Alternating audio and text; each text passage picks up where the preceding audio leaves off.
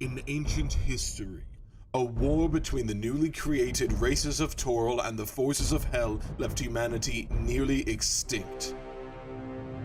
In the post-cataclysmic world, humans placed themselves above all others, while races deemed undesirable watched from below.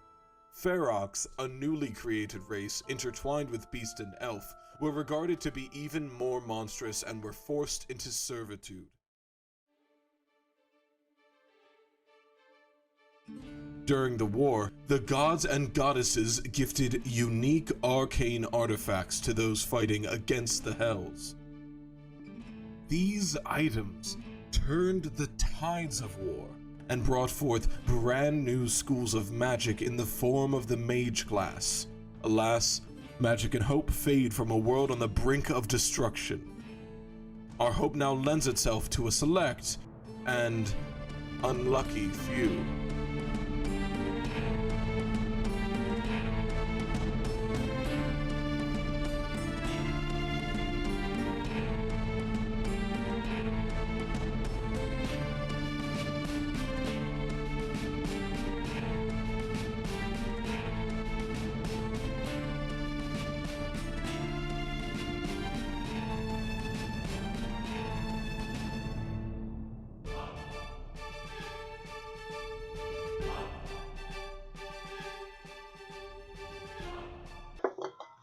Hi,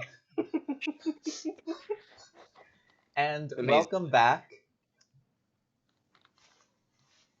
to the Unlucky Few. Sorry, I wanted to be dramatic. As you can see, we have a little bit of a different setup tonight. We have moved to that the only people who are here in person are the people that live at the apartment. For the sake of safety, as you can also tell, we are down one member as Audie could not make it tonight. So, frowny face, no Fen. But that's alright, because we got a little bit of a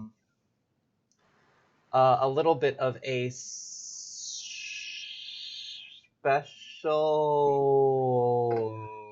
Cass is asking if somebody look at the messages because I can't. We have a little bit of a special episode for you tonight. It is a little different from what we normally do, but I'm sure that you will still enjoy it. But yes, without any further ado, announcements. This video will be posted Wednesday on our YouTube channel, www.youtube.com/ToughDND, Wednesday, 7 p.m. We should not have any reason that we should not be streaming next Saturday. Hopefully with a little bit of smoother of a time doing everything. Our one-shot stream for tomorrow was canceled, unfortunately, just due to the fact that no one can meet in person anymore. So everyone will have to wait to see me actually play Dungeons and Dragons. And I think that's all we have as far as announcements go, unless I'm missing something in particular. I'm Tech again. Text Ellie, and I think we're good to go. Yeah, text Ellie. Let her know. I don't even know who this person is. She's a pretty cool cat. Mm-hmm. A good bean all around. 10 out of 10. All right. So, without any further ado, I'm going to get right into our recap. So, not that it matters much for this episode, but where we last left off, I'll do a mini recap for this one, actually. Everyone had a little bit of downtime going into the semifinals of the Trial of Strength. The first match saw Syl against Arwen. Some great precautions were taken in order to see whether or not magic was being used, and in order to prevent magic from being used. The result of this fight was Syl was able to grab a victory. And after him, Rax was able to just ever so slightly outlast Luna, setting up a final match in between Syl and Rax that will take place during the ball. As everyone was heading back to the suites afterwards, it was early afternoon still. All of you come back to find Sandra, currently getting some stuff set up with a very large table in the center of the bar area.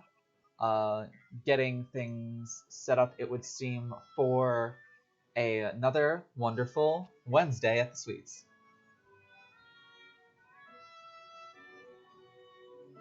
And as all of you walk in, she kind of waves to all of you and kind of gestures towards the seats around the big table.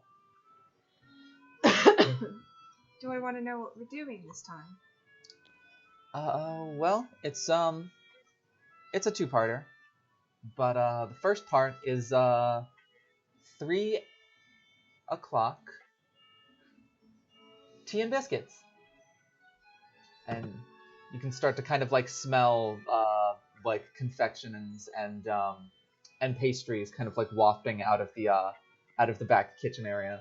You can see like some teacups already set up along the bar. Liz, you're making me hungry. Get wrecked, nerd. And the second part.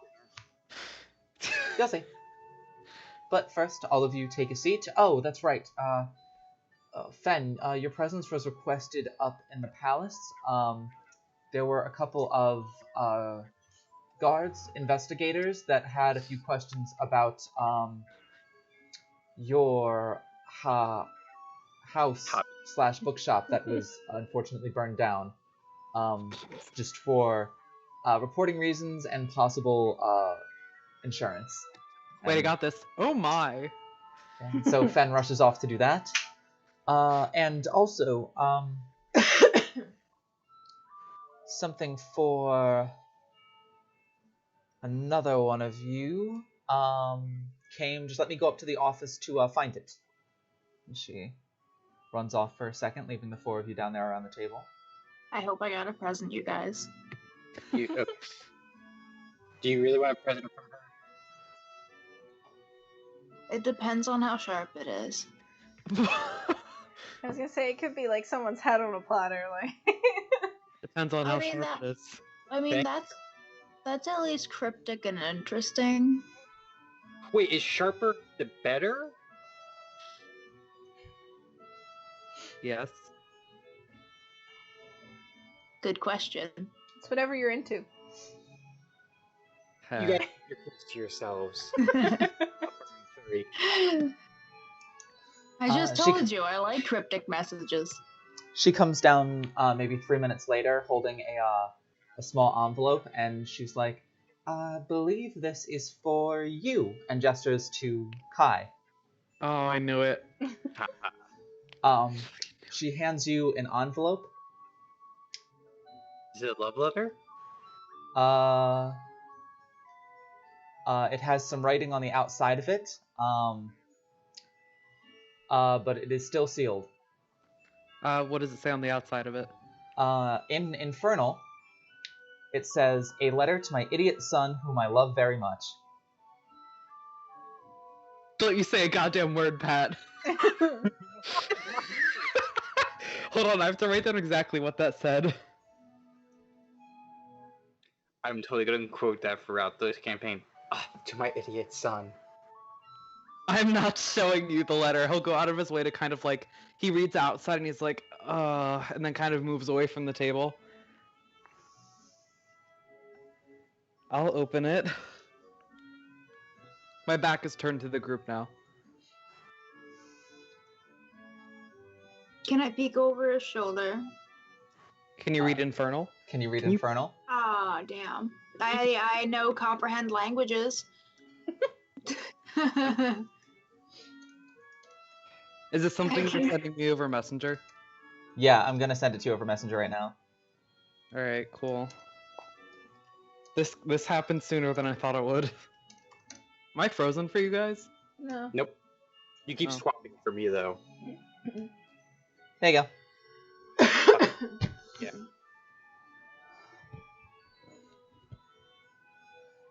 But yes, I was trying a special recipe of cookies, so I hope before all of your other compatriots come to join us, you will at least indulge me in trying it and making sure that I did a good enough job on this. I used a few special ingredients. She'll go and grab the tea and start setting it onto the table. There's like a couple different varieties of tea that she'll kind of like set out in large pots that you can pour yourself. And then she'll go into the back and specifically come out with 2 large plates of like warm. One of them looks to be some sort of fruit-filled scone. The other one looks to be some sort of croissant. And set those down along with a smaller plate of cookies with, it looks like, some sort of white chocolate in them, as well as sort of like almost like a melted confectionery raspberry in it as well. Tea having tea. I can't hear you, Pat. I said tea having tea and just shook my head. So that wasn't funny at all. Now I just feel bad. Oof. I'll I'll stuff the letter into my pocket and then sit down at the table. Have you not been keeping contact with your mother? I just like won't even look at Syl. I'll just like look forward and not respond. Do I want to Totally. know what you used in this recipe, Sandra? My honest answer? Yes. No. Is this going to be causing us pain like the drinking competition did? Oh, no, nothing like that. Don't trust So it. there's sugar, and some flour, some butter, a couple of other, like another dairy product, like milk, some chocolate, raspberries, actually like a type of like raspberry marmalade that was used in it, and then just a few other special ingredients, specifically I'll pick one up and eat it. Play dead. Alright. You begin to eat the cookie. They taste really good. Okay. Specifically what? I haven't eaten it yet. What? Specifically what? Oh, you remember the potion you won last night? The what? Sorry. The There was pepper Or 2 weeks potion. ago? Yes. The potion? Some of the ingredients that consist in that I used into this. Oh. An attempt to boost mood. Oh my god, we're eating edibles. Go ahead, try them. Fuck it. I'll sit down and have a cookie and some tea. Sil? I'll move on to scone too. Oh, What? Boo. What did Sil do? He's passing. He's not gonna eat one. Okay. How about you, Arwen? I'm real small, so I'll take like a quarter of it. Alright. Alright, I guess Pat can log off for the rest of the session then. Can I forcibly make him eat one? You can certainly try. Wait, I'm gonna crush one up and make him, and I'm gonna blow it in his face so he has to like snort it a little bit. He'll inhale it. I'll punch him in the stomach so he has to inhale, and he'll inhale all of the No, cookie flakes. No, it's fine. okay. Liz, I'm just gonna wrap an arm around Syl and then like feed him a cookie. A little forcibly. Eat it. So Sil, Kai wraps an arm around your shoulder and attempts to insert a cookie in your mouth. I guess. Make an acrobatics check. You said you Say guess. acrobatics. Do you resist it? I'll just let it happen. That's friendship. He trusts me. They do taste really good.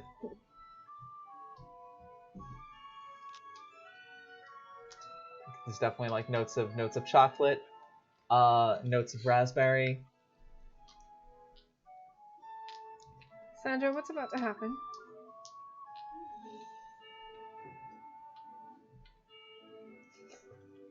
Don't I know the ingredients for my enchantment lessons?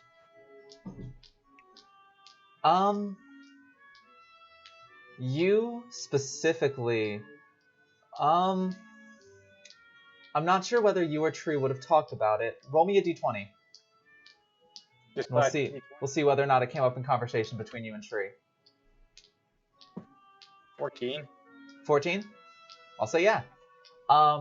So Petal Potion is essentially the limiting agent in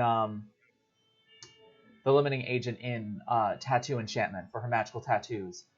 It is what she mixes with the gem dust in order to get it to activate, and not so much activate actually as in order to get it to stop activating at a certain point. As the gem dust is kind of using the energy in the body to enhance the body, if you let it run unchecked, it will just use all of the energy in the body to enhance you and then kill you. And so it kind of acts as like a limiter to prevent that from happening. That said, on its own, it is known as a very, very potent sort of charm magic that makes it effectively a superpowered love potion. Excuse you. We just took love potions. You took some of the ingredients that are in it. But Syl would remember, like, kind of like be thinking about that as Sandra says it. As you ask your question, no one answers. Sandra's not there. You look up and she's just not there anymore. We're in danger. Are we still at the I'm bar? so sorry, Pat. You are currently sitting at the table I'll remember this. Alright. in the tavern room. Do you take At a least look you'll around? be included. First. What are you Roll an mouthing at me? investigation check and tell me where you're looking. Just like Die first, Sky. It's gonna be Minus some. 11. 11. Nothing looks out of place until you kind of like get to the windows. Up by Ash. Rip. You take a look out the window, and notice that you are no longer sitting in Dusttown and Baldur's Gate. You look out and all you see is blue sky, and you kind of look down, and probably maybe 600 or 700 feet below you are clouds. Blue sky. So we're like super high up in the air. There are clouds beneath you. You're on cloud 9. That is all I will say. I'm gonna go to the door and throw it open. You throw it open, and the door like opens, and then just proceeds to like out off into the distance. I love And there are just clouds and open space all around you. Wait, so it just goes out instead of down? What? The door. The The door, the yes, goes out door? instead of down. That is correct. Okay, so what I'm gonna do is I am going to hold on to the side of the doorway, and I'm gonna see if I get to float. Or is that illegal? You hold Illegal. on to the side of the doorway, and you do indeed float. Oh hella! Where is this?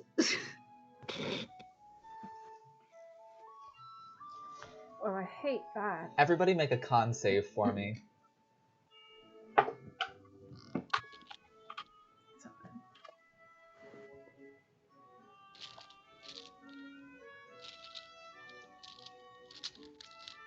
$18.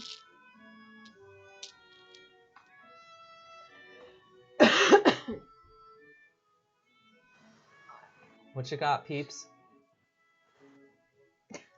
Oh damn!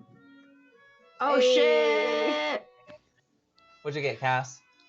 I got an 18 total. Same. Gotcha. Hey. So as Syl goes to get up from the table, abruptly sits back down, and then just kind of like wobbles for a second before falls asleep, just right on the table. What is with you?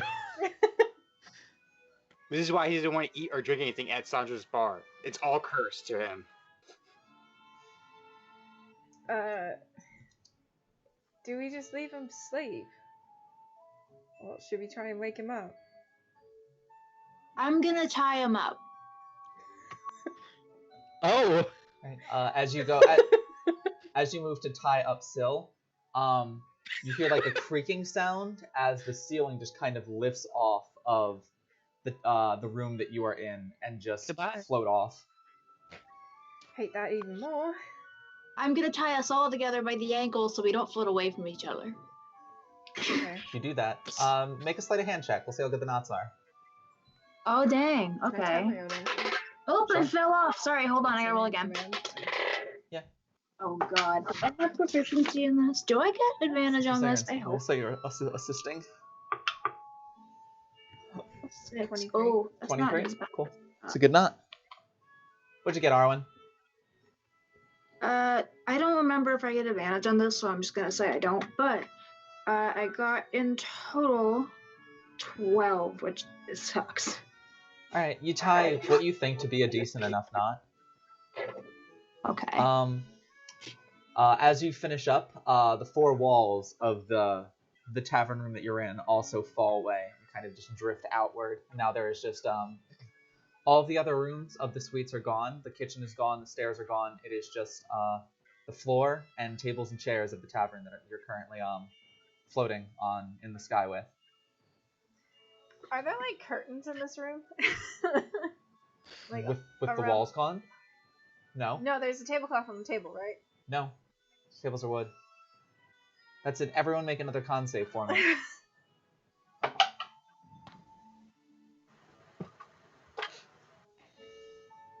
22. I got another 18. And not you, you're already asleep. We repeated round 1. So don't yell at me. Oh my god, we repeated round 1. That's terrifying. Alright, everyone continues to be fine. Except for Pat. Well, Can I yell? Pat was the only one who I didn't need to roll because he already failed. Oh. Can I yell, hey, lady, can you put us down, please? You yell that. Can I send it out and message just into the air somehow? You can, if you would like to. Pat's. I like how I can see Pat's face is a lot better like this. I don't know, I'm just trying stuff. It's more than you guys are doing. Is the stuff still on the table? No. All the stuff on the table is gone. And now the boards of the floor are one by one starting to just fall away as the floor space gets lesser and lesser. He's gonna keep moving it until there's like only one board left. Like trying to When- stay on the boards. Right before the board beneath me disappears, can I like hop up a little bit and do I float? You jump and then land back on the board. Oh. Everyone make one more con save for me. Oh, I was gonna say, never mind, that's okay. Me as Give well? 18 again. Am I rolling as well? No, you are already asleep. 12. 9. Alright, so Arwen is the first. You guys have maybe about a 10 foot by 10 foot space that you're left on. Arwen is the first one who just kind of like sits down and then just kind of like falls to the side and passes out unconscious. I hate this. I really hate this. I don't know why I keep giving in to Sandra's fucking games. Kai also kind of falls backwards and falls asleep, No. laying there piled on top of everybody until T, you are the only one left. I'm just You spewing notice- curses. You notice your eyes, like you're like when you get really tired and to the point where you almost start slurring words like you're drunk. Mm. That starts happening. I slap myself. You slap yourself. You still like notice your speech just getting more and more lethargic. Your eyelids are growing heavier and heavier. And just as the last board is about to disappear, you just kind of like close your eyes and you're like, just first. Just fall into the pile. And the four of you are unconscious there on the last board. And that's that. That's all, folks. So,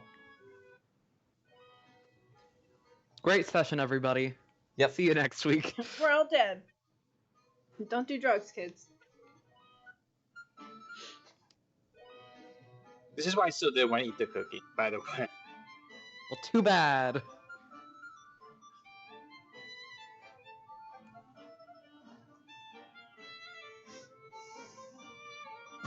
Okay, we're all dead. Does this mean the one shot's over?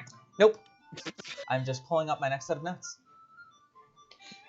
Another one. The one, the only. Squilliam Fancy Son. What? Right. Slowly, all of you begin to come to consciousness. You kind of blink your eyes a couple of times, though still not kind of registering anything. You can feel kind of like a cool almost damp stone underneath you. What?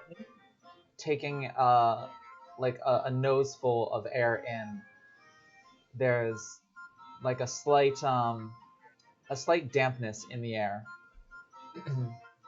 and like a distant kind of like a low distant roar. Are we in the sewers again? Can What do I you try do? to look around? You, make a perception check. Yeah, I'd also look around. Should I make one too? Can we all look around? Two of you can roll for it, but all of you will see what they roll for. 12. Unnatural 20. Right.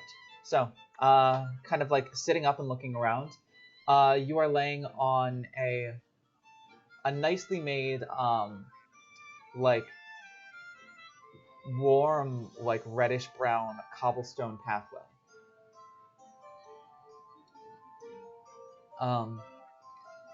Looking up, the pathway runs about maybe 15 feet away from a fairly wide, I'd say probably 300 or 400 foot wide river.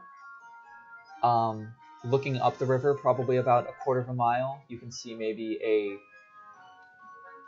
equally like 300 or 400 wide and probably 600 or 700 foot tall waterfall crashing down into the river.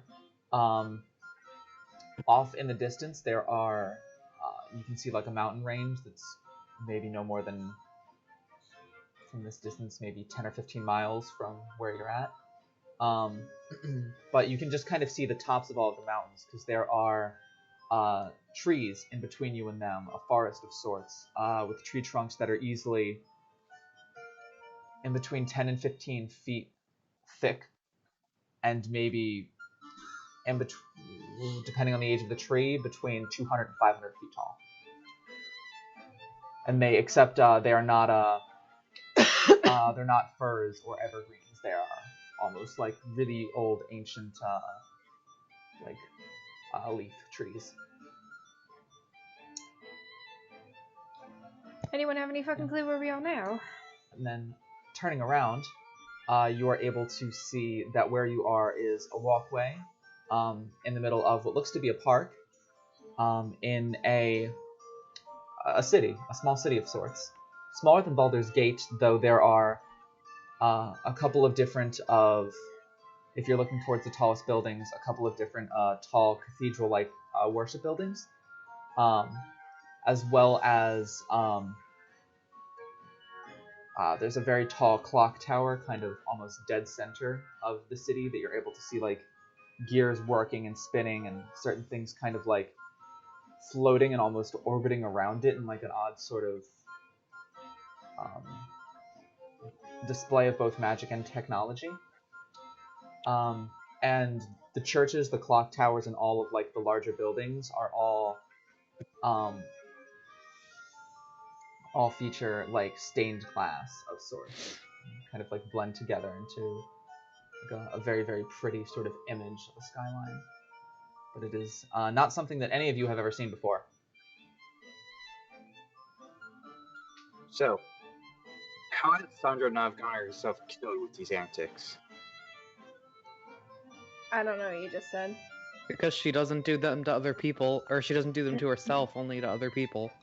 So,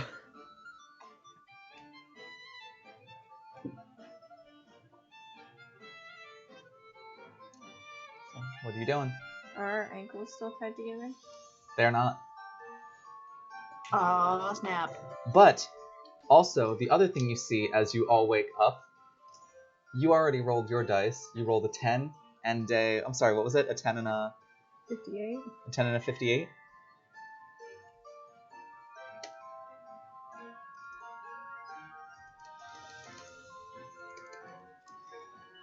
Sil, roll me a D100 twice. Same thing with Arwen, same thing with Kai. That's... So What do you the mean? D10 that has just a regular number, and then a D10 that has the number with the 0. The number with the 0 is the one that goes first, and then the one with just one number is like the ones place. Zeros are 0 to 10. What? So the zeros are 0 to 10. Yes. No, Zeros. The zeros are 100. No, the zeros are zeros. Is it? Yeah. Otherwise, you'd be rolling like 106. Right. Yeah, the zeros are 0. Alright, so roll me a d100 twice and tell me what your first and second results are. Okay. You want me to tell you now? Yep. 9.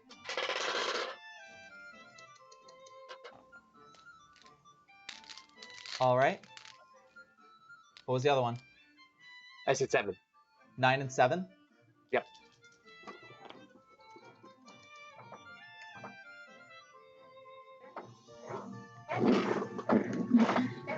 Alright. Ty, what's your roll? I got 74. And? Oh. And 44. Roll me a d100 one more time. Arwen, what'd you get?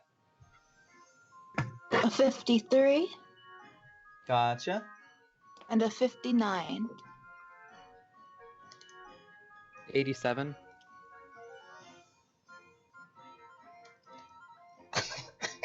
Oh no, don't laugh. Woo! Ah!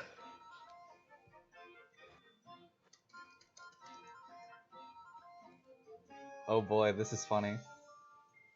So, you're the first one who spoke, right? Yeah. So one other thing you notice with your perception check is as you look down at the ground and the cobblestone, it's one of the things that catches your eye first, because you're like, this is not a color of stone that exists within the city of Baldur's Gate, which is a little weird. But there's something else that's weird about it that doesn't quite hit you right away. You're pretty sure that you're standing right now. You're still kind of coming back into it, but you're pretty sure you're standing. But the ground seems to only be about 3.5 feet away from Oh no. your eyes. And as you look to the rest of the party, and T says, "Does anybody have any idea where we are?" You see a shorter male gnome. In T's voice, same kind of like this time like shorter black hair, still dressed in monk attire, though coverings that are a lot less revealing than T's are. Look up to you all and ask if any of you know where you are in T's voice. T, what you see as you look to the rest of your party as you say this. Actually, I'll wait until you see 3 figures you don't immediately recognize, and I'll wait until anyone answers a question to describe who they are. So realizing that there's something off about me, I immediately run to the riverside, do one of those like I'm looking at my reflection, and then just start like cursing. Just yes, you are. You are like probably a younger, probably late 20s, early 30s, handsome male gnome. I'm cursing Sandra. Yeah, like kind of like a nice kind of like goatee coming in, the same color as your hair. This is bad. But you look to the rest of you look to the 3 people with you, and you don't immediately recognize any 3 of them. I will describe them whenever they answer you. So who answers T first when T says that? I'll laugh a little bit when I like realize that it's T, and I'll just say, "This is an improvement." So you would see a shorter, probably about 5'2", male. It almost looks like a slightly taller male version of Autumn, in a fall Eladrin, with like long kind of like orangish hair with leaves kind of like woven throughout it, almost in like a flower crown of leaves of sorts. Really like stand outish mage robes made of like reds and oranges and yellows and browns, kind of like looking at you, and like paler skin, but also taller than you. Obviously, you stand at about 3'6" at this point, but still not tall, probably about all of 5'2", 5'3". But it says that the figure says that to you in Kai's voice. This is.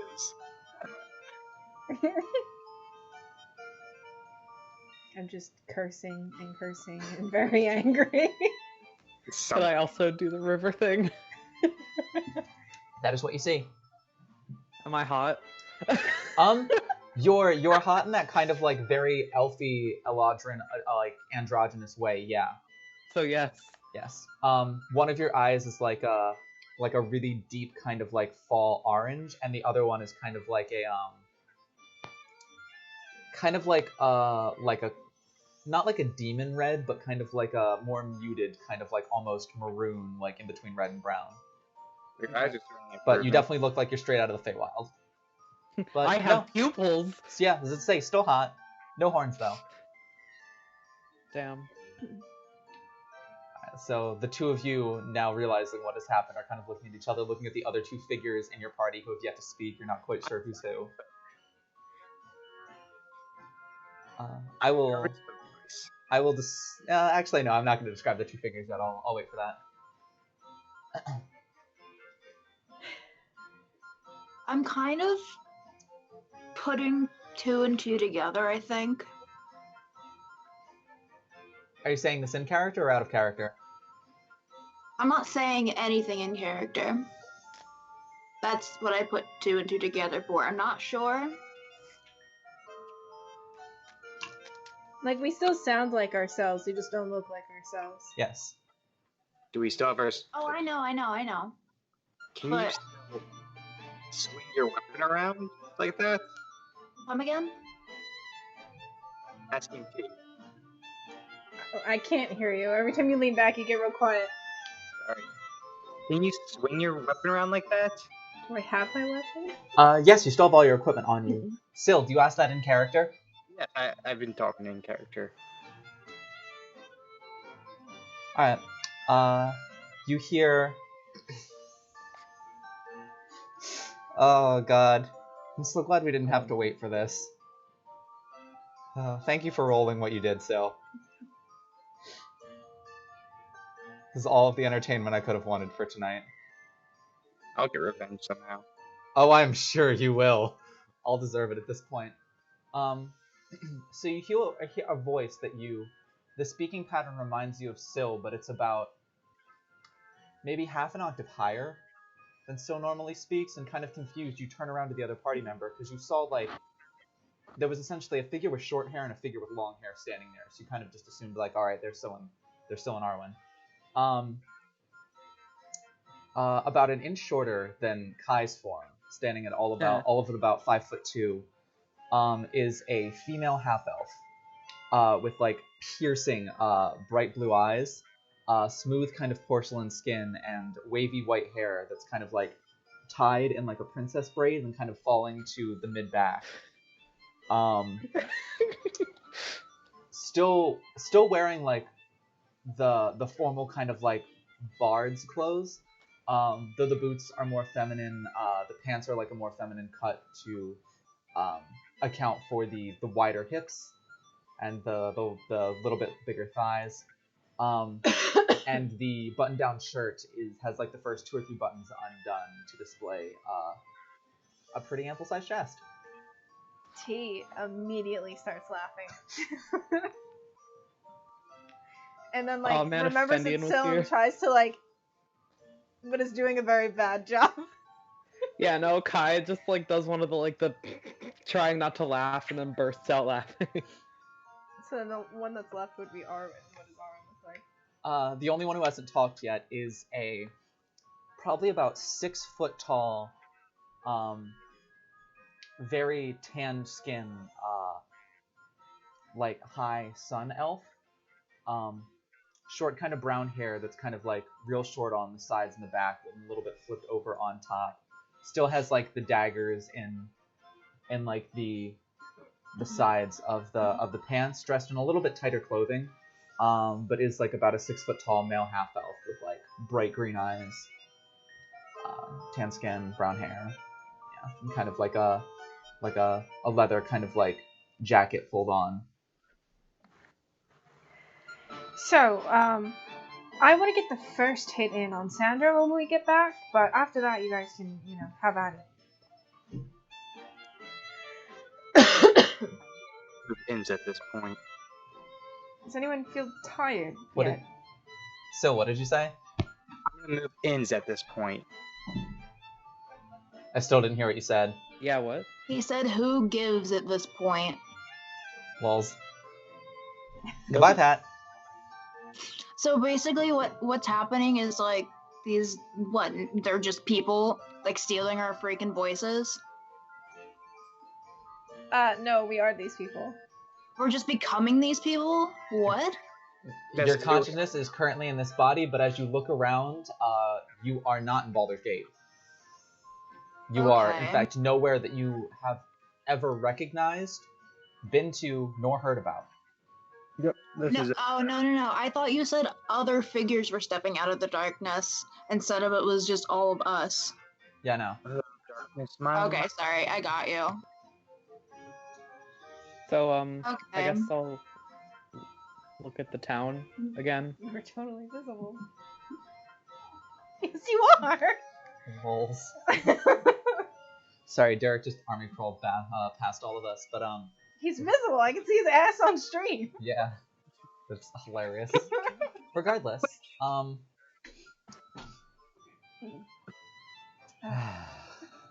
God damn it. T's just gonna let out a really long sigh and be like, "This better not fucking be permanent."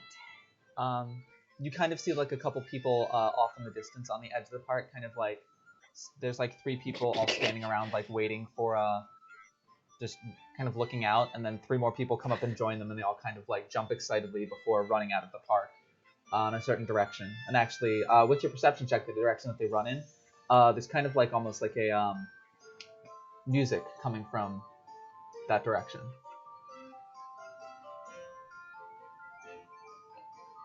T's Okay, gonna lay down first- and try and fall asleep.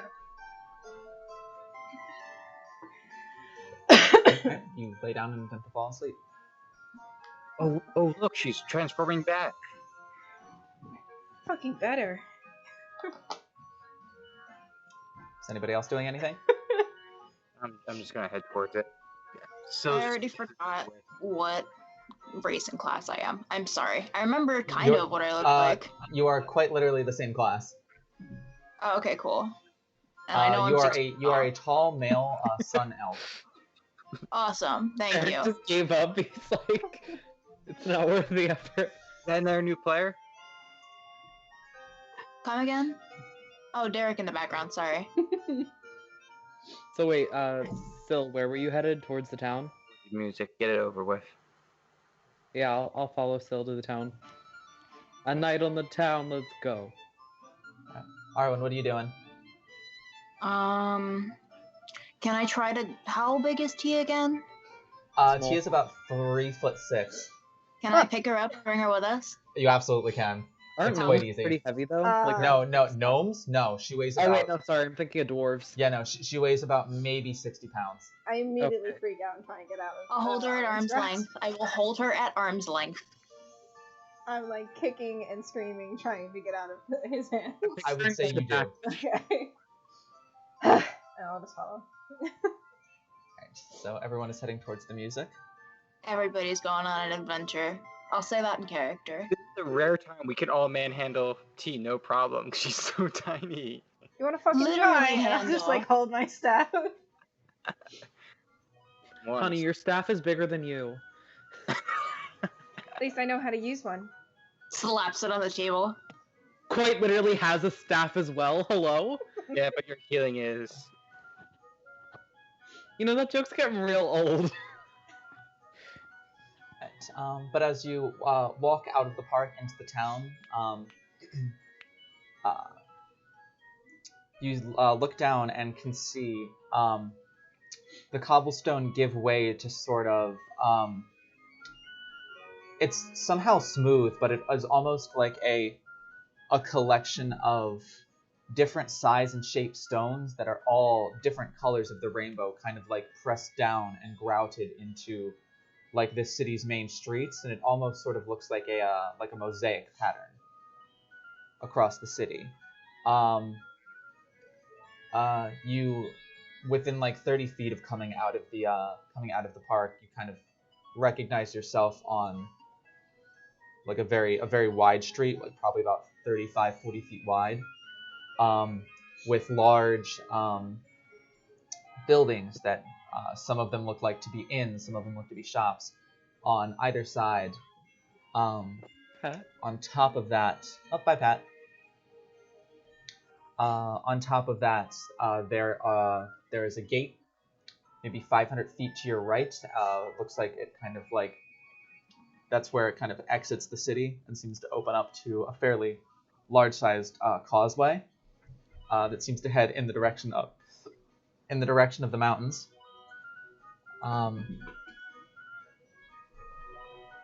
Also on the street are probably about 10-foot tall lamps that are every 10 or 15 feet or so,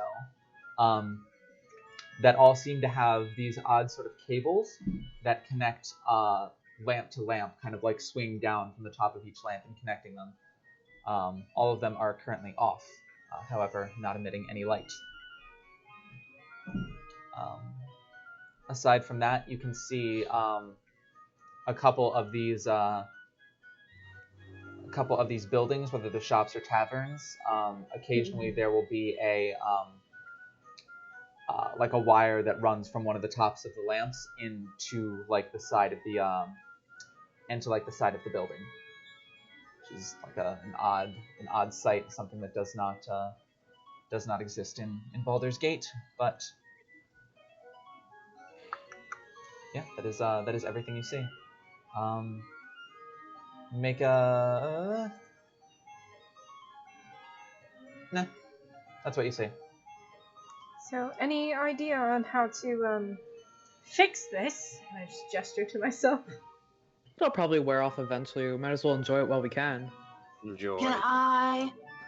The whole road and everything, all the directions is just paved in that stone, right? Like the very colorful mosaic sort of stone? Yeah. Yes. Okay, I'm gonna pick whatever direction has the most blue, and we're gonna go that way.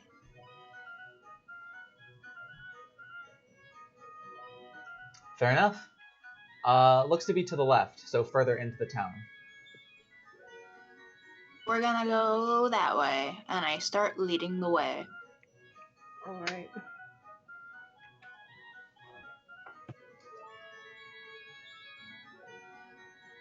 So, Alright, so you begin to head left. do you think we're gonna see anyone else here? You do see people on the main street, going into shops, going into inns, coming out of inns. But it appears to, now that you've gone left, it appears to be that everyone is kind of also heading in that direction. There's a lot of people walking that way and heading further into town. And as you do, Arwen, you are able to... Actually, no. I meant more of NPCs. What? I meant like as in NPCs.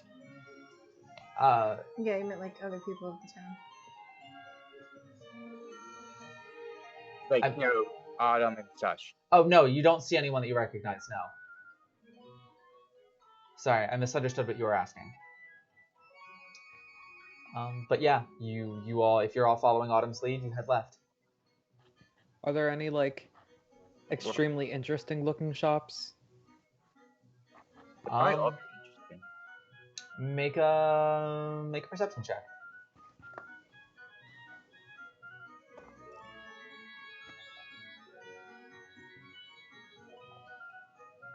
Did you roll a 3? Roll a 1. Nope, the opposite of that. Another 20? Yes. Jesus Christ. You better be rolling this good when you come back to play live with us. I better see nothing but natural 20s from you. Did you sanitize your dice in like holy water? What happened? No, but I used this when we played Zenaria last week, and I think I rolled 2 nat 20s during that too. Like, I don't know what it is because this dice sucked when I first used it. Well, But it likes me alright, a lot so now. things you see. There are a couple of inns that look rather interesting. There's one that has there's one that is about 5 stories tall. And aside from the main building, there is a section off to the right of it that has kind of a spiral staircase that like lets off, has a landing at all 5 floors. But the walls of it to the outside world are made of like almost like a clear translucent glass. And the staircase itself is made of stained glass in the image of like a gold dragon. So it almost looks like a coiled up gold dragon kind of descending down 5 stories. But it still functions as a stairwell. So it's definitely like a significantly more art forward and less practical design than you would ever see in any of the cities that you've been at. There is a like a potion shop that kind of catches your eye. Off to one side, it kind of has like an open sort of bay window where you can kind of see like one of the alchemists in there mixing up potions. And they kind of have like a lot of like different tubes that they are distributing potions into, and there's kind of like little as compared to like what you've seen people make potions before, like with an herbalism kit where they're like, you know, muddling the ingredients or like kind of mixing things by hand. There's like a large sort of metal box that sits on top of a table. It's about 5 feet wide and about 6 or 7 feet high. And they kind of pour a few things into there before it like distributes them through clear tubes into like a lot of these vials and stuff. There's what you can only determine to be like a mystical item shop with a lot of different like rings and necklaces and things that you don't immediately recognize. And then there's also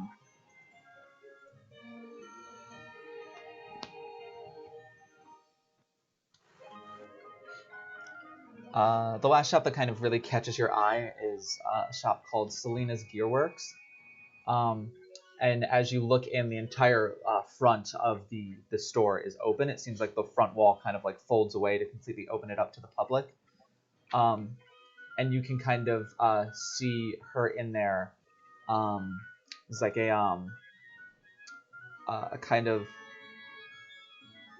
not gruff, but like a weathered looking middle-aged female gnome, kind of working on what looks to be some sort of construct type creature. There are 2 other creatures that kind of look almost somewhat similar to when you first met Anchor, the Warforged, kind of standing on either side of her, flanking her and giving her tools when needed. But she's working on like a... I'm not doing it anymore. If it keeps doing it, fuck it. She's working on like a small flat piece of equipment that is green in color, and she's kind of like has a very strange sort of tool that is producing sparks off of it. She kind of seems to be almost welding things to it. And after a couple of seconds, she kind of finishes up and kind of like dusts it off a bit before sliding it into like the chest piece of a construct that's maybe 2.5, 3 feet tall. And as she does, you can see like sparks come up from the creature as the chest like closes and accepts it, and kind of like a tangle of light blue light kind of like erupts all over the body, connecting together. Before the creature kind of like picks its head up and picks its arms up and kind of like turns up to look at her, and she kind of gives like a yes, like a small fist pump. But that is what you see as you are walking in. So you said that those little things look like realistic, kinda? What little things? The little mechanical constructs that, what's her name, Celine was making? Yes. The ones on either side of her are, they do look somewhat realistic. They kind of remind you of Anchor. They're not that little. They're probably she has some smaller constructs that are running around there, but the ones on either side of her that remind you of Anchor are probably about 5.5 feet tall. Jeez, that's still pretty big. I'm gonna go Okay. up to the closest person as soon as we come across people and ask, where are we? Right. You come across a male human, probably late teens, maybe early 20s, with kind of like a scruffy sort of 5 o'clock shadow. Like, looks like he's really trying to grow a beard. It's just not happening yet. Maybe in like 10 years or so, but just not yet. Brown eyes, brown hair. That's kind of like a little bit shaggy down to his shoulders. Kind of like looks at you. Yeah. Can I help you? Where the fuck are we? Well, I mean, you could ask that normally, like, hey, what town is this? Or you could do it the T-way. Well, I mean, you mean like this town? Where are we? Oh, well, you are currently standing, on Main Street, in the city of, Glyphyville. Excuse me? How do you spell that? I have a map, right? A I map? know, like a map of like where we're from, the surrounding area, since I was like traveling and everything. Like Baldur's Gate, you mean? No, just like the She's like a Sword Coast. Yeah, you have a map of the Sword Coast on you. All right, I'll take that out and be like, where? Alright, for anyone who wanted to spell it, so the name of the city is, Glyphyville. Glyphe with an asterisk over it, or E with an accent over it. Veil.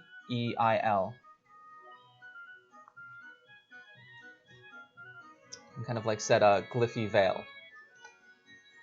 Kind of like takes a look at the map. Huh. That's curious. What kind of children's storybook did you pull that out of? Can I duck under her arm and ask him what year it is? Why would you duck underneath her arm? She's so much shorter than you. Oh Yeah. yeah, I forgot. Can I like kick her to the side? Punt her. Great. Fuck it, I'm gonna use this height while I have it. You kind of Although like I bend trip a down little bit on because top I'm of, not like, used to being like tall. kind of like hands on shoulders, kind of like bend over her and ask what year it is. It is currently the year. It is 829. And compared to where we are, I don't remember. Yeah, what year is it normally? You don't need an exact date, just in comparison. I can give that to you at break. That is not notes that I pulled up right now. I'm sorry. But like, the general is like, did we maybe go forward or backwards in time, or are we like around the same time? I don't know, but I will pull up my notes now. Sorry. It's okay. We go forward in time. 500 years.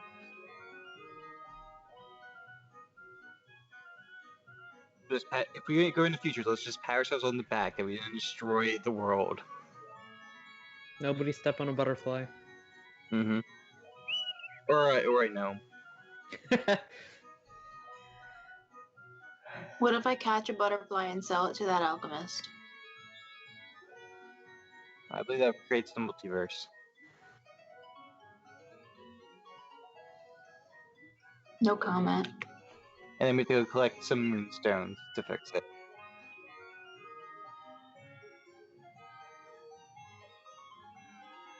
Where is this?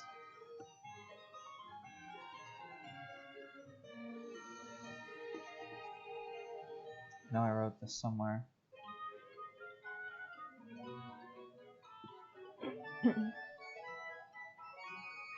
If it's not relevant, you don't have to answer it. It's okay.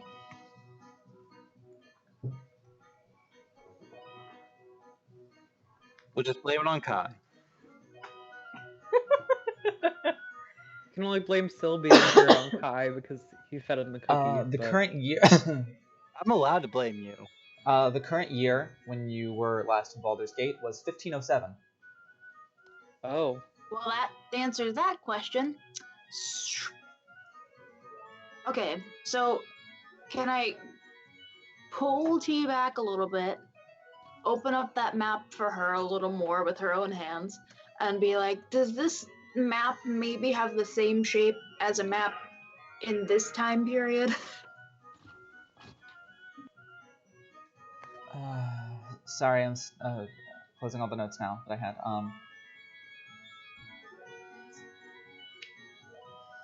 Sorry, what was your question? Is the shape. It's too involved. I mean, it's probably not important. Like, ignoring the towns and stuff, is the general shape of the map.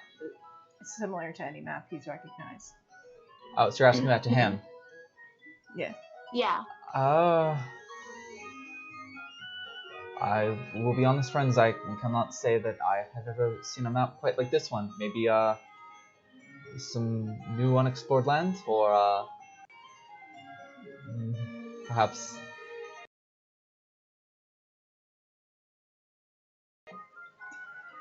Shit. I just, like, fold up my map and shove it in my bag. Oh, it's back. It's back. What happened?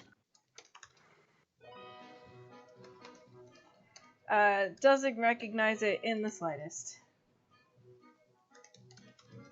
Or typical difficulties? Are we still up or did we go down? I saw a glitch. No, we never went down. Yeah, we're still good. Okay. Is there anything else I can help you with, or, T's already walking away. perhaps I will see you later. Everyone will be down at the main square today for the library opening. Wait, can I ask him what the currency is here? Gold? Sweet, and I'll walk away. Do we have, like, our, like, all of our, like, equipment and gold and shit on us? You have your weapons, your focuses if you need those, your spellcasting foci, nothing else. So my Oh, we bracelet? don't have our gold? Bracelet? Mm-hmm. No, no gold. Sky. What? Nothing. T's just, like, found a pebble and she's kicking it down the street. What are you, 9? She's very upset. She And went she's from not- 5'8" to 3'6" and is now a man. Ash, to put it this way, she's the height of a 9-year-old. I mean, she already acted like one, so it's fitting. But after you say your goodbyes and he kind of, farewell, we are friends. He leaves and kind of heads the same direction as all the other people are heading. Did we go back so far in time that libraries don't exist? Is that what he just said to us? So there was I a don't- new Oh. library Said- opening. Well, would they really make such a big deal about a library opening? You don't know. I mean, what town is this excited about opening anything? I don't know, but it's probably significant for her to mention it, so let's go check it out. Fair. So you continue to head that way? Yeah. You head maybe another half a mile into town, and you come to like a very large open square, where there is an absolutely beautiful, brand new building that is like about half like pure white stone, and the other half all stained glass. Maybe about 250 feet tall, that everyone seems to be gathering around in front of. The stairway leading up to like the entrance is currently blocked off by a large red ribbon. And everyone is kind of like just excitedly gathered in the square in front of it. Okay, I'm gonna start handing out flyers and saying, "Have you seen this man?" Oh my god. You do not have any flyers on you, tragically. Sorry. Crudely draws gruff. Have you seen this man? Clever though. And it's just like a comic strip. Comic Sans. It's Comic Sans, and it's Yeah. just As like you, As you fucking enter the meme or square, some you shit. do see there's like a notice board to your left, but that's the sum of everything you see. Check out the What's notice. on the board? Yeah. What? I was gonna What's say, on the board? Oh. There's just a couple of standard notices. One of them is about taxes in the city. Another one is about some possible errors that might occur due to some electrical experiments that will be happening within the next couple of weeks.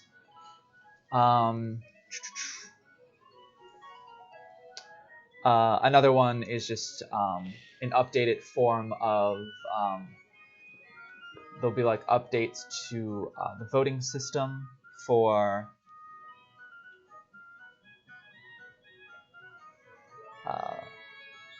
updates to the voting system for all of Abrater. Gesundheit. And aside from that, there is one final notice that in large letters announces the wonderful grand opening for the Liver Menagerie Public Library, courtesy of Diblani Dialam, that will be opening on this wonderful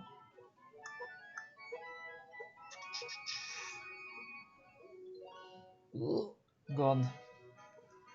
Do. I have my notes in too many places.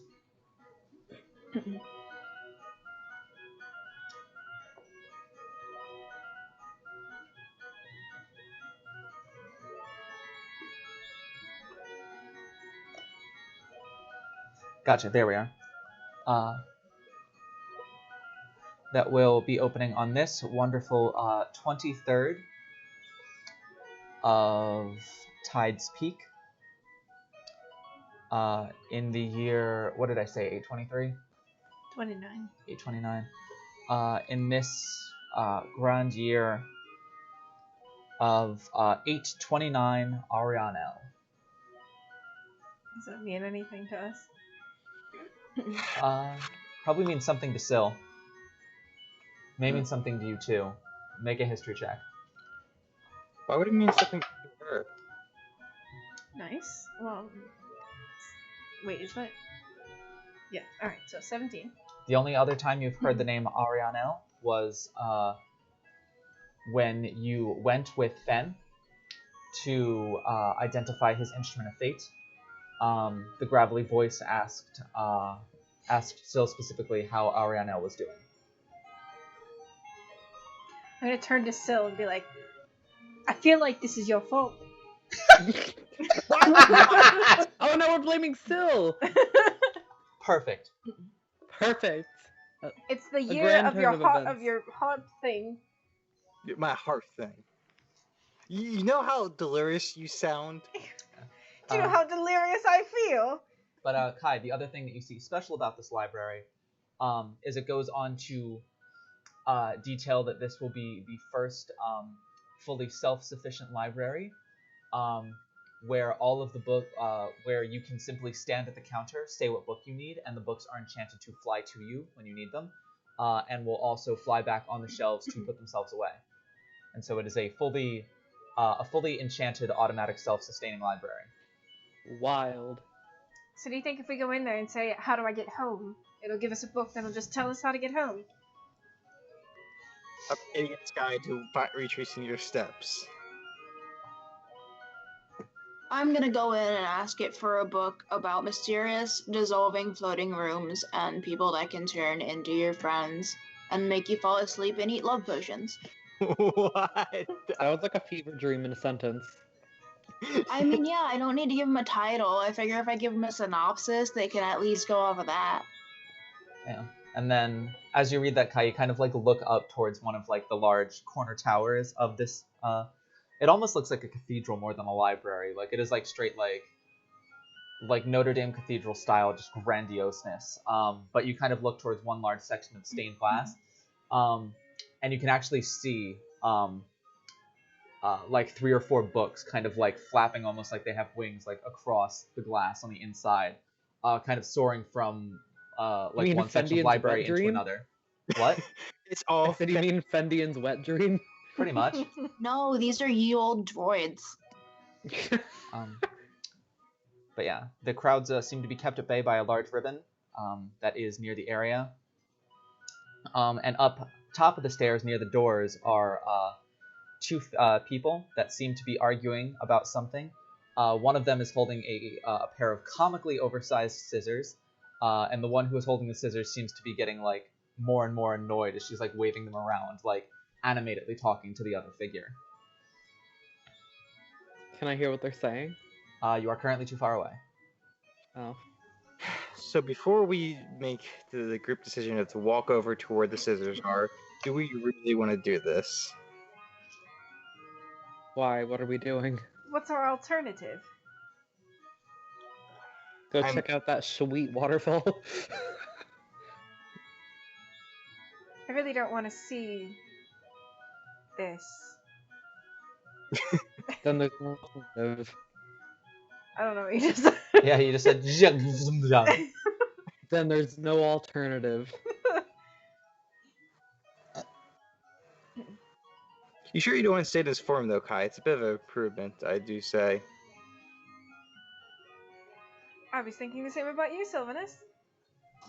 I'm gonna So- walk past those it's two all fine. ladies with the scissors, and I'm just gonna walk by and see what they're talking about.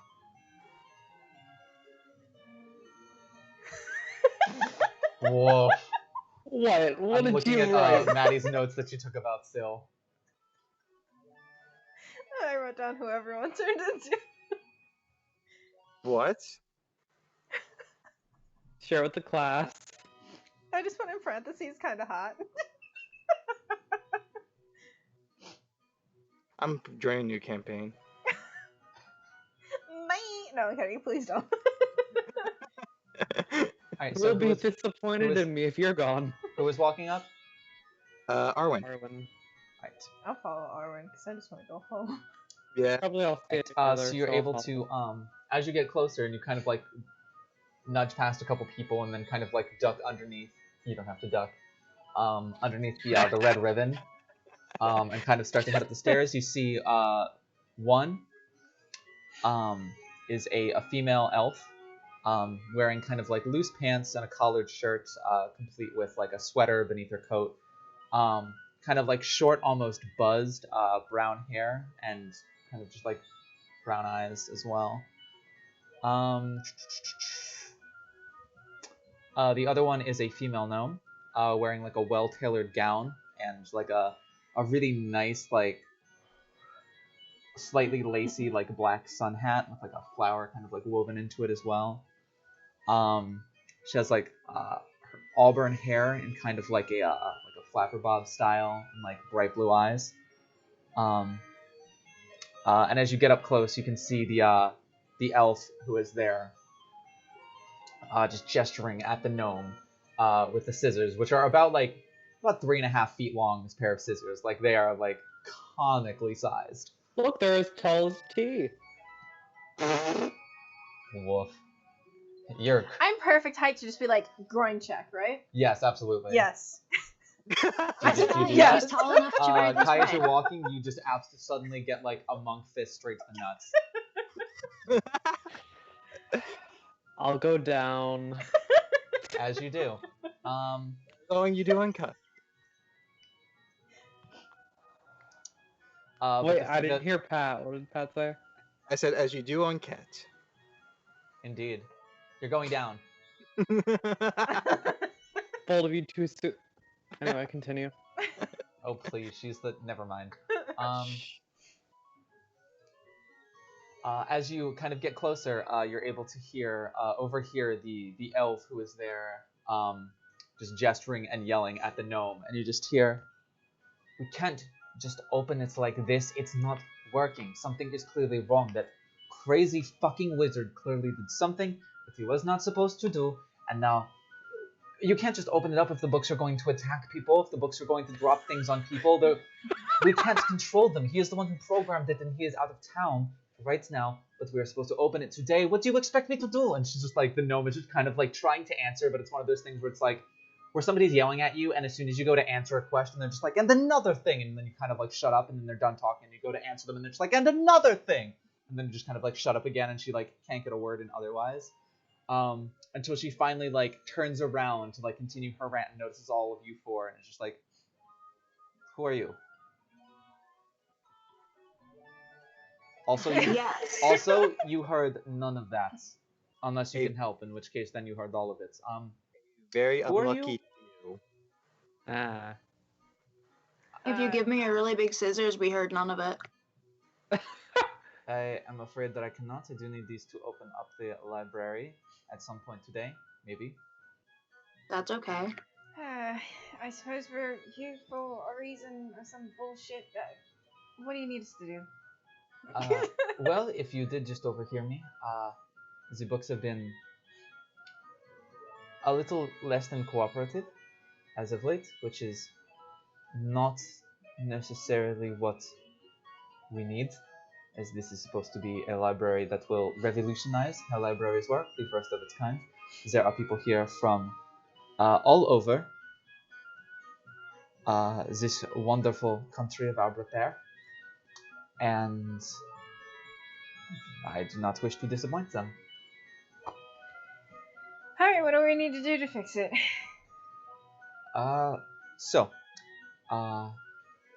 Somewhere in the library there is the place where the wizard, who I'm sure you know, Master Dialon, programmed and enchanted all of these books at the same time. I'm not sure where it is, but when you find it, you should be able to take this, and she'll like produce from her bag a probably about a foot tall light blue crystal. You should be able to put this in the center of where the enchantment happens, and then you just need people kind of standing near it, making sure that the enchantment happens. It should happen fairly automatically, as long as you push it in the right direction. You need not even know magic yourself in order to activate it. Alright. Just try not to let the books get the better of you. And also, I heard there was a second guardian of the library of sorts, and but that probably should not bother you. Mm-hmm. So we're gonna go reboot the magical router. In a manner of speaking, yes, I suppose it does run off the system like a router would, yes. Alright, let's go. And I'm just gonna start walking in.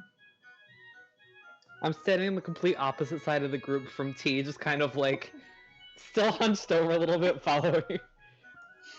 Are you gonna be okay, Kai? Just Since through your grit crystals teeth, are damaged, don't you talk can about carry it. the big one. What? I'm The just gnome is just thinking- cackling as you say that. Sorry, I That'd didn't be hear like- at all. I said because your crystals are damaged, you can carry the big one. The gnome kind of like looks over, looks over at you as you say that. You know what they say about damaged crystals. Makes for a very sad rod.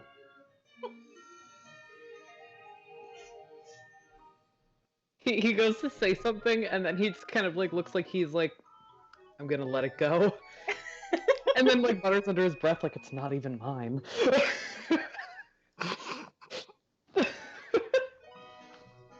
But Kai, interesting, serious question. Does your head feel lighter without the horns? Like, does it feel strange? I don't know. ODM, does it feel strange? Feels a little strange. Definitely a little lighter. Am I having Uh, trouble walking, or am I like okay? You're okay. It's just like weird to judge distances because like you have a very different perspective on things now. Like you walk into the entrance of the library and you see like a table that used to be like a table is now a table that is at like a little north of eye level, and you're just like, so like how T would be like I could jump up on top of a table and jump off that table and kick something would now be like you have to reach up and like pull yourself onto the table and then kind of like swing your leg up and get on top of it, and it's like a 4-foot high table. You're effectively a toddler that can't like quite reach handles. Your baby legs. Ah! Now I can go under the table for cover. Lols. But you all enter into the library. We do. Yes. Are you guys gonna be able to get it up? Like, with your weapons? What? You worded that What poorly. did you just ask? You worded that poorly. The gnome behind you is once again just cackling. I very much like this one. Oh, sorry, Maya, you seem to have forgotten about maybe offering a reward for their desire to help you out of this situation. And you see the elf just writes, should you all be successful in your endeavors here, I am, and allow the library to open as scheduled today, I would allow a reward to be claimed of, let us say, maybe 50 per person? 50 what? 50 what? 50 platinum. Yeah. Yeah, what? Kai's voice only gets even higher. That is the one of the standard currencies, and Yeah, no, he thought they meant gold at first. He was like, are "Nah, you not okay." from? Are you not from around here? This is not only the currency in the city and this country, but this is the currency used across the entire continents of V of Rock Race as well. Sounds Ringing any perfect. bells? V of Rock Race? No, she just named a continent. You have absolutely no idea what it is. Platinum's fine. Yeah, we're not from here, but platinum, it's fine. Yeah. Very good. Well, that will be the reward. Should you be successful, then. I wish you the best of luck. I'm gonna like put my arm around Kai's shoulder. Hey, Kai. Yeah. You know this is a fever dream, so more than likely the reward is something we're not going to be able to keep. Yeah. But Just like we one kept, single we, tear. we kept our equipment, so what if we buy equipment? Maybe we can bring the equipment back with us. My dreams. Let's just hope that whatever we get will come back with us. Right. Well, as you walk into the library, which to give you an example of the grandioseness that you're walking into, I am sending a picture to the group chat of what the interior of this library works or looks like as you walk into the entranceway of it. That is it going all the way up.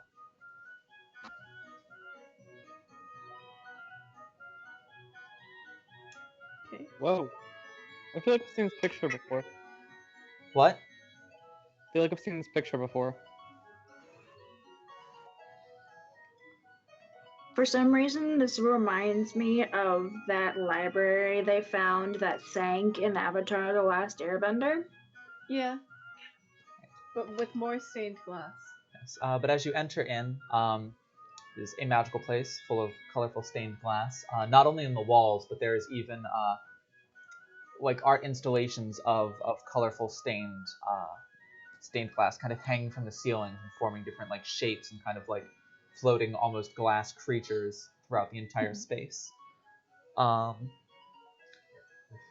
You see, even just in the entryway, books like flying from tables to shelves, kind of like sorting themselves and putting themselves away, and like sometimes books will like flap to a certain shelf and like kind of like you see a spark of light travel between them and a couple of the books on the shelf, and books on the shelf will then gain life and kind of fall off the shelf and kind of they'll all fly away to a different section. The glass artwork itself is like, it's not even like strung to the ceiling, it's hanging from like large colorful ribbons that seem to be durable enough to hold them, but it's like you can see like a silver colored dragon kind of like flying up top, and underneath it is like a gold dragon kind of like swooping down underneath it, forming almost like a, what is that, like a borealis? Is that what the thing I'm thinking of is? Northern Lights, like Aurora Borealis. No, Ouroboros is what I'm thinking of. But they are like held together or held up by these colorful ribbons that look Very pretty, and they're like slowly spinning as well as they sway, kind of reflecting light across the wall, and kind of like almost kind of making the interior of the library feel the way that the path on the way here did, in that it's very colorful, very over the top, and art centric. You would also notice as you stepped inside and like spoke and made your joke, despite the fact that you were attempting to say it fairly loud, it came out as a whisper.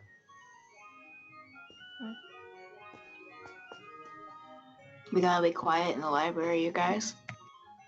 Your voice also comes out as a whisper. There seems to be some sort of enchantment on the library that kind of mutes the effect of noise. Have Hey, I ever Arwen? been in a library before? Probably not. Only if you had been in the one Baldur's Gate at some point and you visited someone. Can But if not, then I try to use message on somebody to see if they can hear me at normal volume? You can. You certainly can try. Alright, I'm gonna invade Kai's brain and I'm gonna tell him some nonsense. I don't know what, but some nonsense.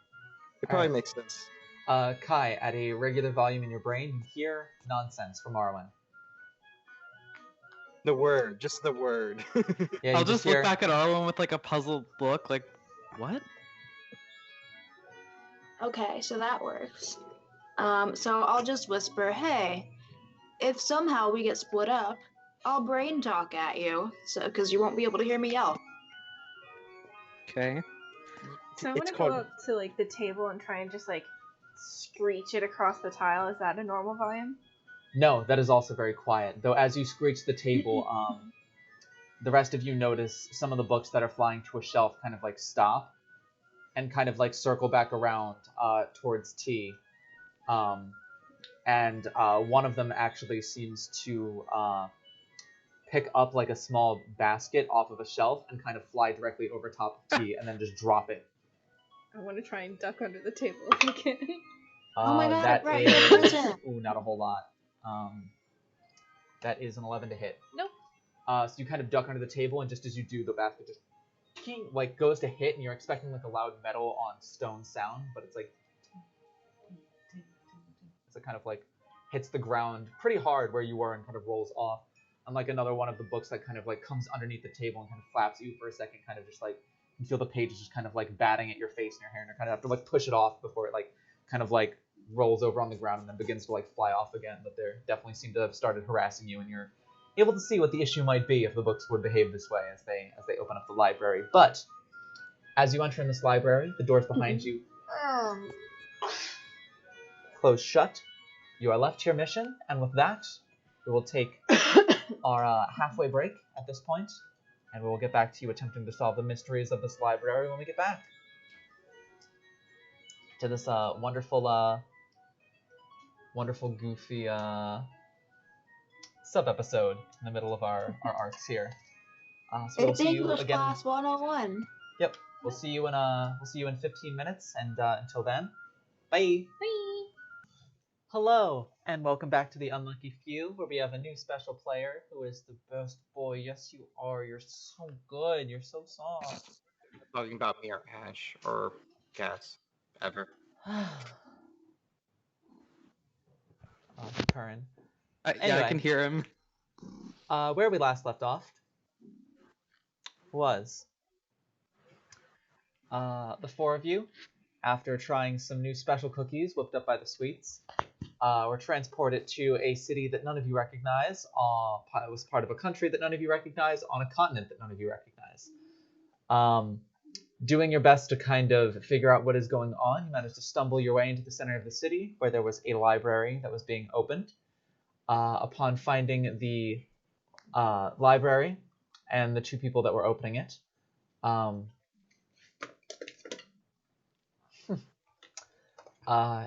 you agreed to help out control some of the issues that the library was currently facing that would have prevented it from opening.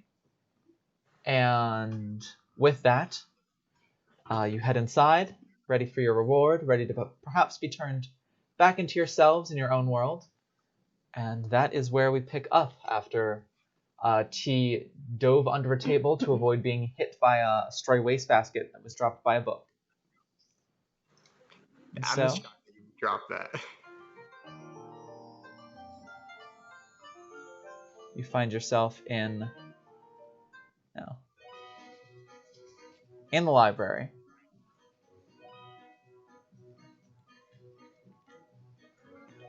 So, what are you doing? So are we being attacked?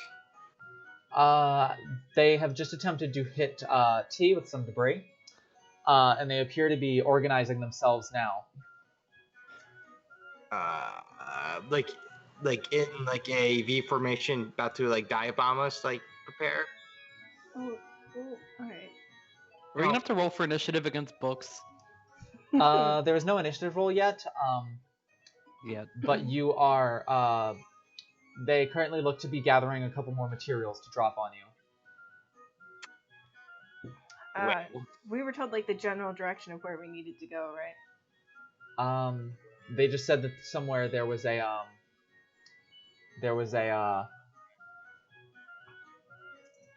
spot where the enchantment had been done, and that is where you have to take the crystal. Right. I'm going to run deeper in then, because I don't want to get dropped on. Gotcha. As you head in, make a perception check for me.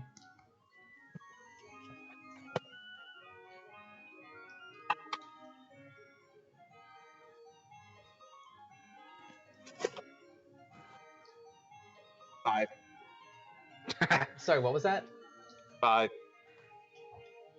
So you notice that in this whole room, there is in the center, perhaps lifted 20 feet off of the floor, a hexagonal-shaped chamber that is closed in like the dead center of this space.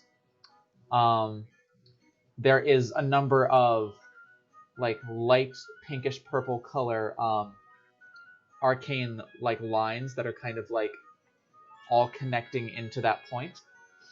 And as you start to make your way towards it,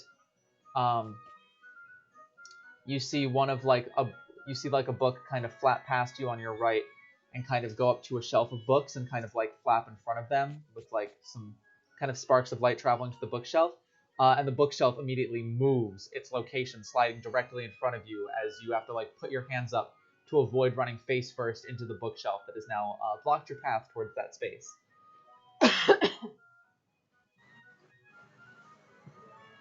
What a jerk. Can I climb on top of the bookcases and jump from bookcase to bookcase? You can certainly try and make a acrobatics check. Do we want to damage bookshelves here?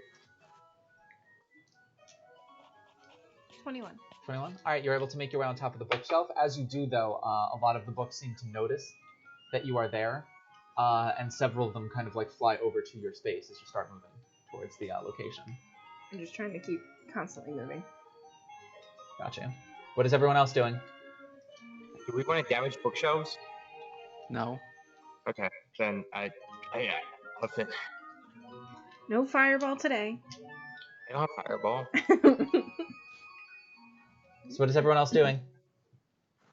I'm gonna try and creep around the edges and Gotcha. not be detected. Can Which I I grab a realize chair? is- Oh, sorry. Sorry, never mind. No, go No. ahead. Cass, what were you saying?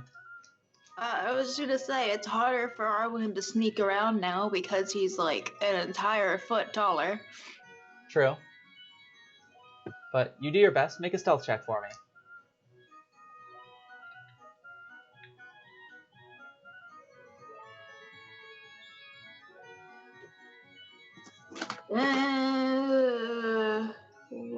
Oh, good. It's an unnatural 20. Alright, you are pretty confident in how stealthy you're being as you move. Kai and Sil, what are you two doing? I'm trying to think. Can I grab a nearby object and try to swat books out of the air? You can certainly try. You do still have your staff on you. Yeah, I'll use that. So what are you doing? I like to see how the others are doing before doing anything else. So I want to see Alright. how much they can move in here. Arwen appears to be going unnoticed. T.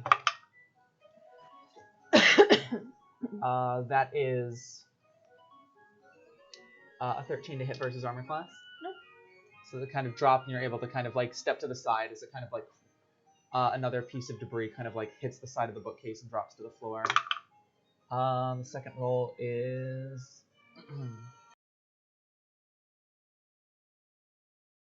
another piece of debris comes down, dealing 5 points of bludgeoning damage as it kind of like hits you on the top of the head. As it does, like the books all around you kind of like flap very excitedly before peeling off for more debris. Kai, you kind of like make an attack roll. So what do I add to that? Your strength modifier and your proficiency modifier. Shit. Hold on.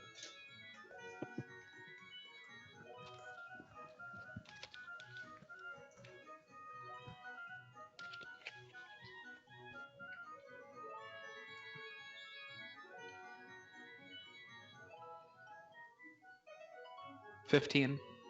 15? Alright, so a couple books fly by, you kind of take a swing, you're able to knock one out of the air and kind of onto the ground. Take another swing, you're able to knock that one onto the ground too. It's an unnatural 20 to hit versus your armor class. Yes. Right. As you are swinging, you also suffer 5 points of bludgeoning damage as a second basket kind of like descends from the sky and kind of catches you on the shoulder and kind of knocks you to the side for a second. I feel like this is a moment where T would be like, see, books do hurt you. But yeah, 5 points of damage. You can mark that down if you wish. Well, no, Okay. not if you wish. You have to mark it down, sorry. But yeah, you are kind of trying to like swat your best at them. Are you also attempting to like move forward or kind of swat them where you are? We figured out where that thing was, right? Syl did. But everyone can kind of see it. It's in the center of the space. All right, I'll work my way that way. Got you.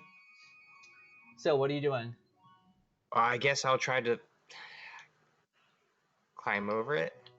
The bookcase? Yeah. Make an acrobatics check.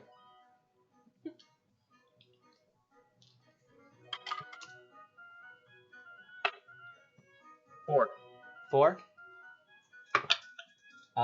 That is an 18 to hit versus your armor class. That's a hit.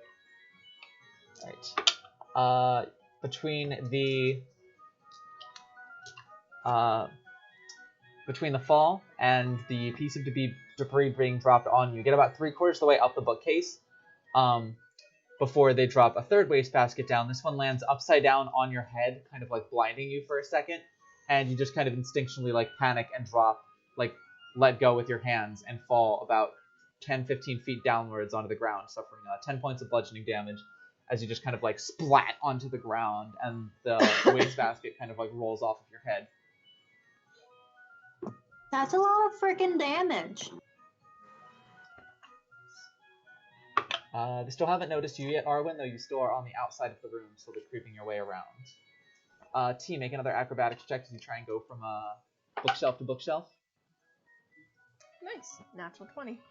Nice. You're able to get right on it, and you're able to kind of jump off and then land on top of the central room. Do I see any, like, doors or anything? Not from up top. Not like on top of it. You have to probably get off of it in order to do that. Well, yeah, that's what I meant, like, around, like, a way to get in. Make a perception check.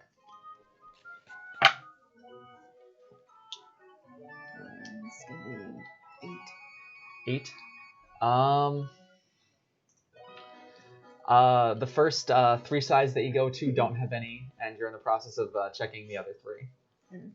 Alright, what are the rest of you doing while this is happening? Oh, wait. Still running towards the You said thing. perception or investigation? Perception. Fuck. No, then 12. And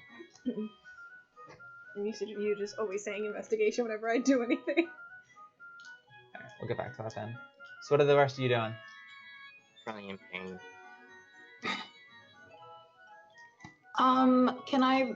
As I'm going down the wall, I'm looking through the aisles of books, if I can. Do I see anything that might tell me where an important area is? I mean, you also saw the central area on your way in. That is true. I'm gonna keep trying to head that direction until I'm against the wall across from it. Sorry, can you repeat that? I guess I'm gonna keep against the wall until I'm across from it, and I can maybe see where it is, or Gotcha. at least where it's supposed to be. Make a perception check.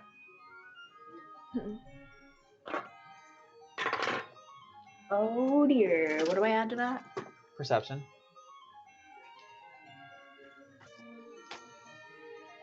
Okay, 17. 17. Once you creep along the wall to the point where you're opposite where the front entryway was, you're able to see a door on the center room at ground level. Okay. What's around the door? Like, can I walk just straight to it, or? You can certainly try. No, but what's around it? Bookshelves.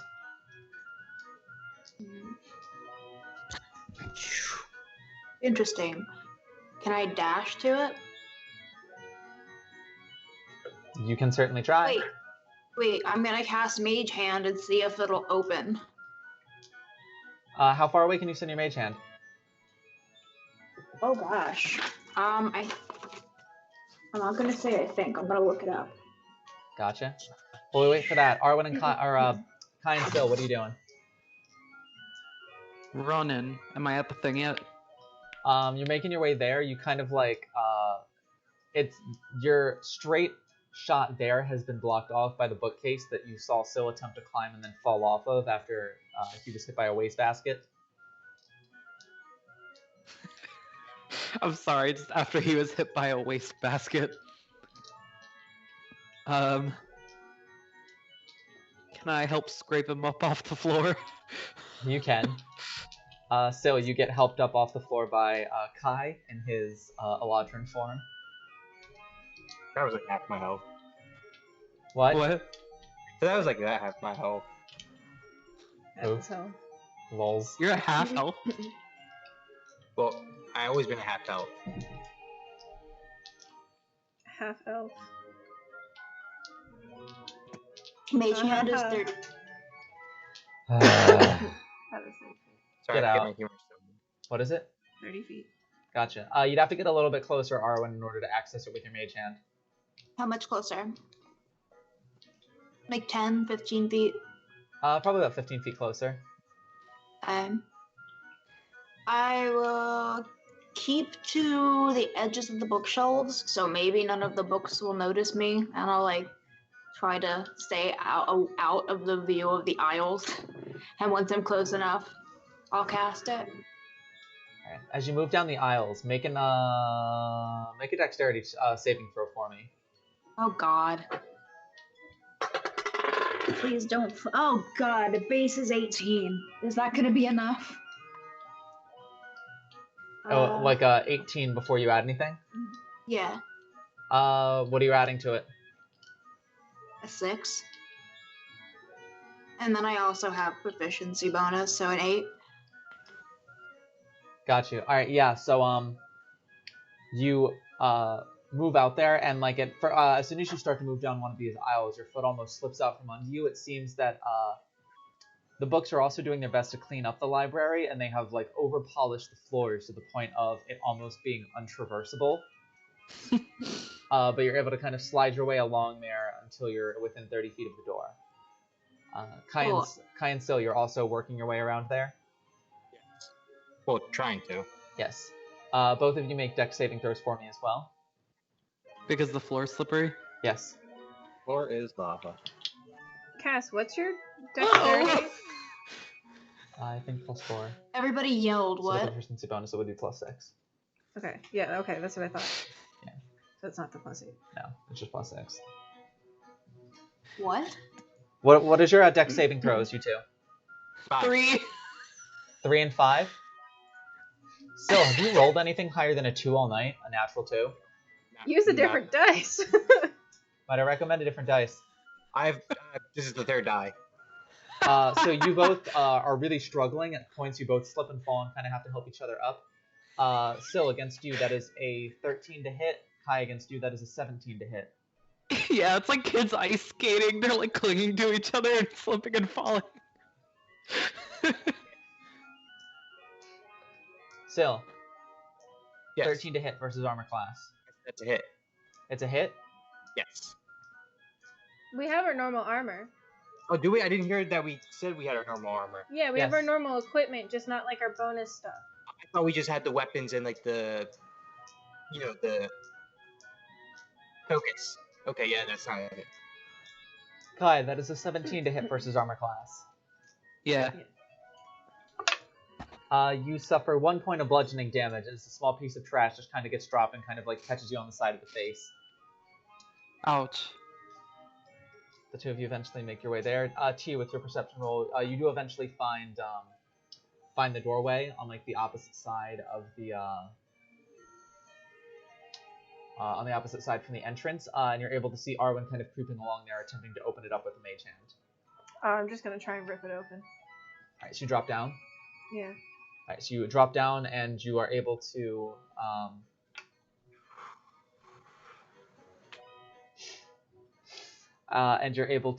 rip open the door. Arwen, you see the door get opened by T.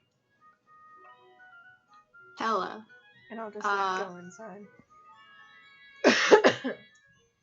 At this point, probably about 30 feet in front of you, Kai and Sil, you're also able to see this.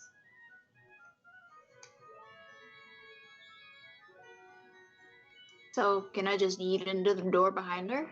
Yep. Kai and Sil, are you following? Well, I was like, you said see this. I was waiting to see if you were gonna describe something.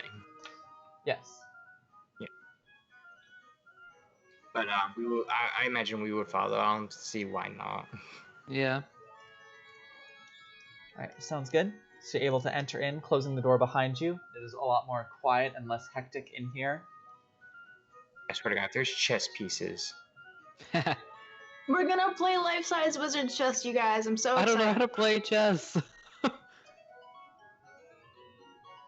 It seems you enter a well-furnished, with like hardwood floors, and like really like nice dark oak furniture.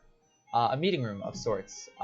There are papers and blueprints and plans and schedules and material lists kind of like littered all around. It's like an office. Yeah, it seems to be like a temporary office setup of sorts.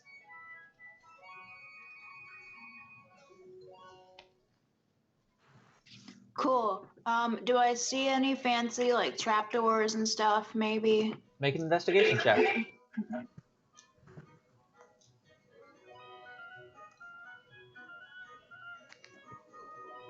Anybody else want to do anything? Question. Answer. There exits? I got There's an the 11. same. There's the same door that you came in. Nothing else? There's the same door that you came in. Is there like a place for the crystal? Make an investigation check. Can I close the door behind us once we're in? Yeah, that was Yes, already you did. 11. 14. Oh, and you okay. rolled an 11? Yes. You take a couple minutes to check around. There does not appear to be any kind of secret entrances or exits or anything like that. Can I try? What? Can I try again? No, unfortunately not. I know. I'm sorry. I'm kidding.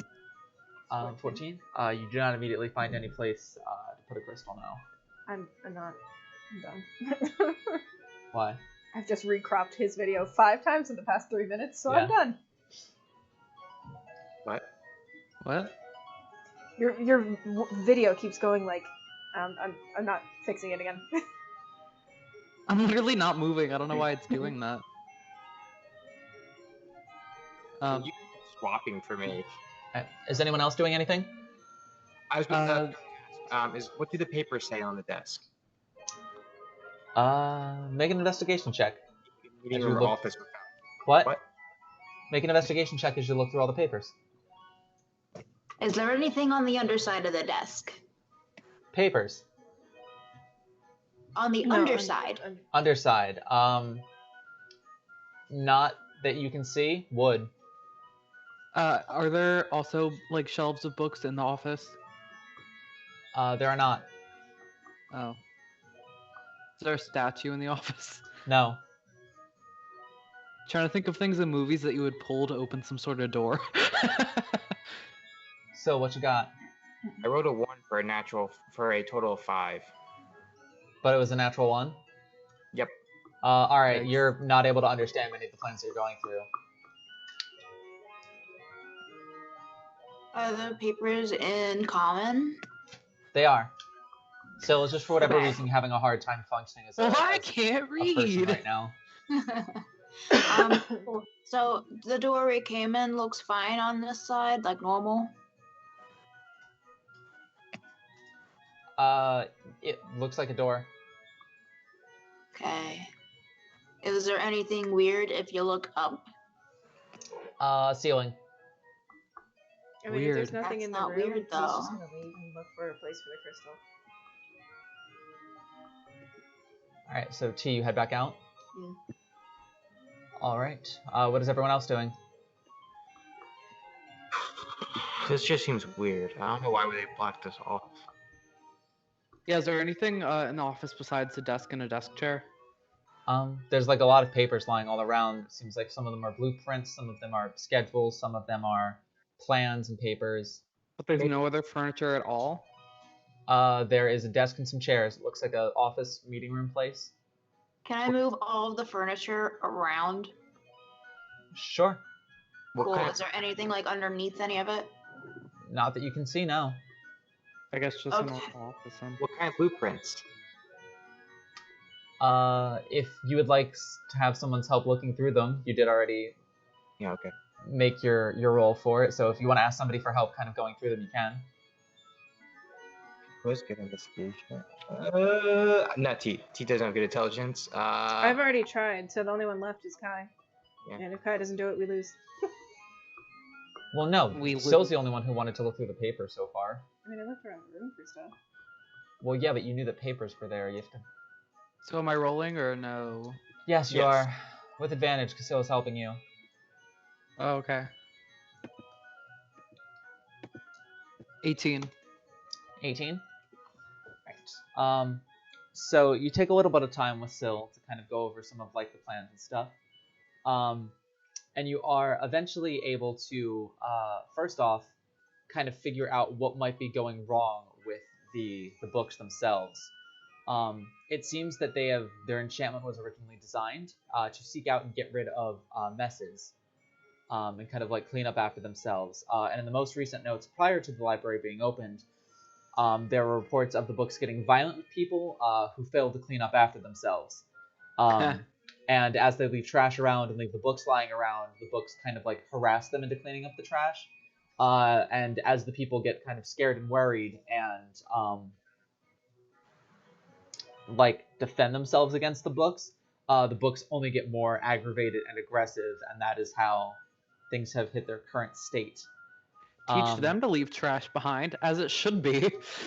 But also from the blueprints, you can see a number of what are labeled as ley lines kind of running into the center of this library. And you can see drawings that kind of run up in a spiral sort of pattern up to a platform near the top of the library. And you kind of see drawings of a bunch of ley lines going into a small pedestal in the middle of like a circular platform. Alright, so we gotta find the pedestal. So can I tell from the blueprints where it is? It looks to be dead center of the library up. Does it say which floor? Like, how many floors are there? There looks to be about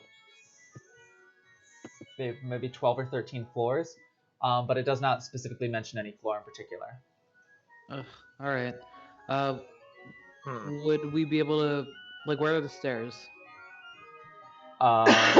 You don't know. The only person who made a general perception check out in the to look around was Sill, and Sill did not roll very well and just saw the center kind of room here. But you haven't seen any stairs yet. I mean, I left. Do I see anything? Make a perception check.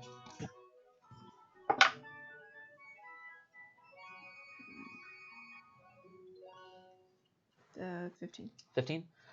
In the corners, kind of like a little bit out of the way, admittedly, but in the corners of the library, you're able to see spiral stairs that head all the way up to the rooftops, like all the way up to the roof.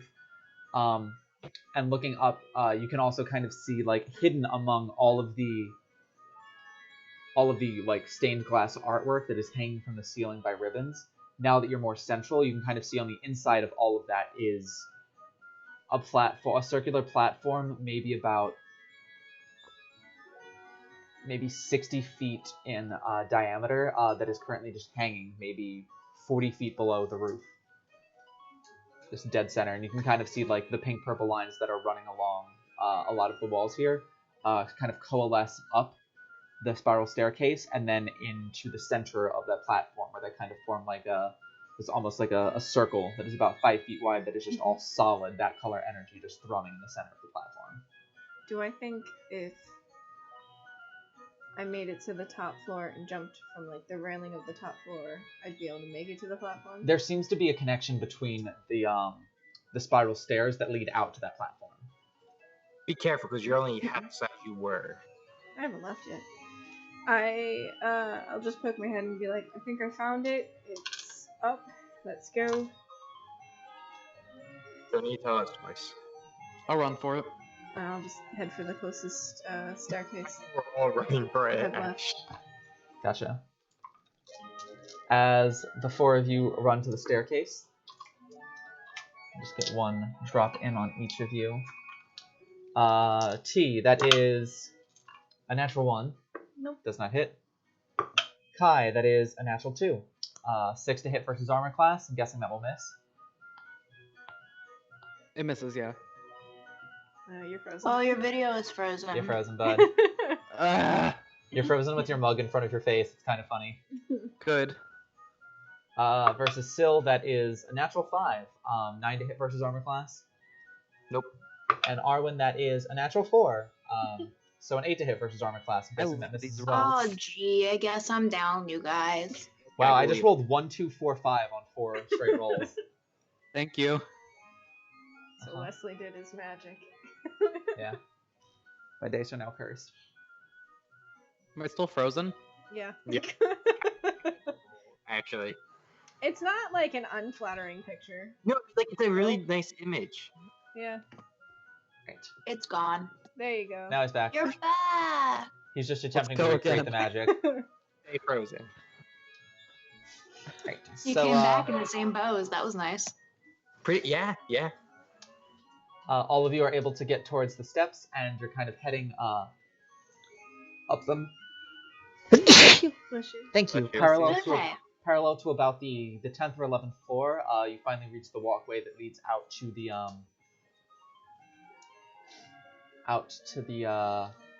central kind of platform. Alright, Kai, you have the crystal. Do your thing. I have the crystal? Yeah, because I damaged your crystal, so you could have the crystal. Oh, I didn't catch that. I just thought it was a ball joke. It was, but... Yeah, I didn't catch the actual you giving me the crystal part, though. Can I guess Shadow on his?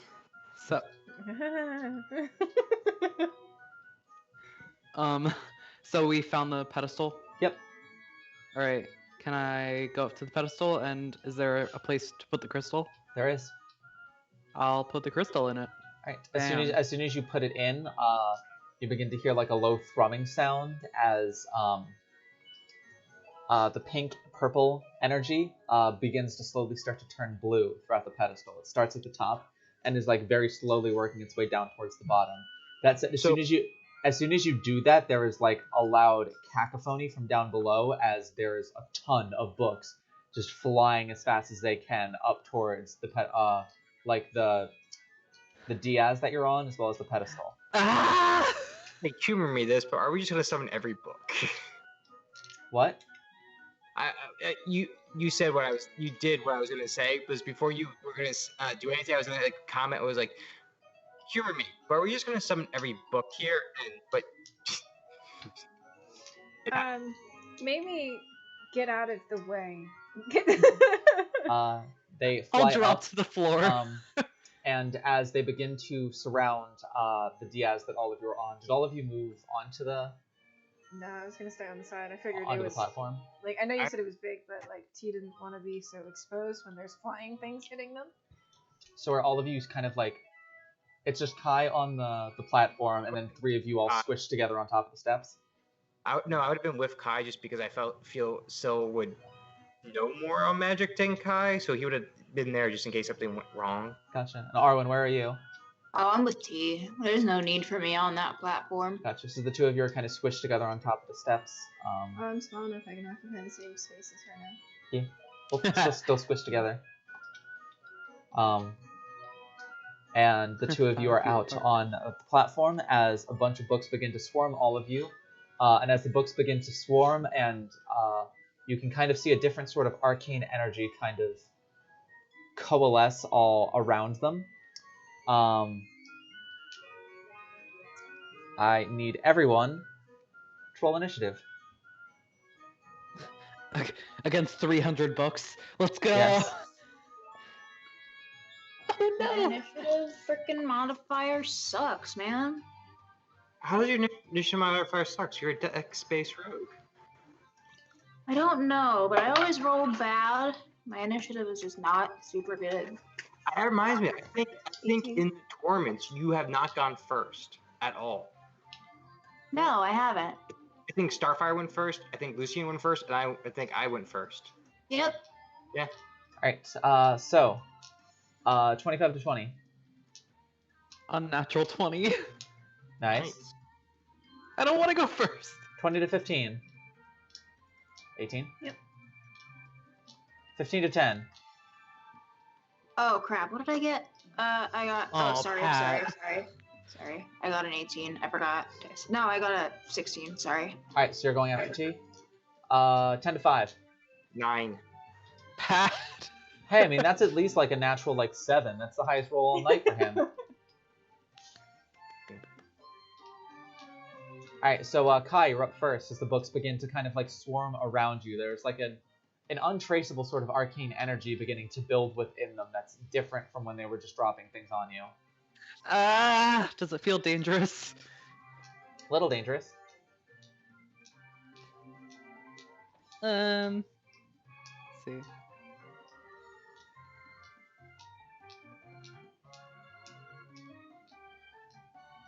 What you doing? Thinking, panicking. Well, thankfully we're at a library. Yeah, ask for a book on what to do when I panic. I don't want to like destroy the books, because that'll make me like public enemy #1 of this town. I feel the same way. I was like, I don't want to destroy these books. There it is. Like I'm not just gonna be like Word of Radiance and destroy thousands of priceless books. So what you doing? Ah!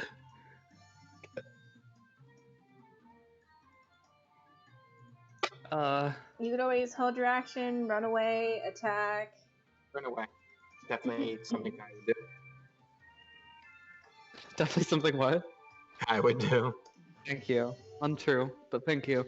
I'll just like I'm like crouching on the ground right now, like hands over my head, probably screaming, but it's drowned out by the flapping books, so that's okay.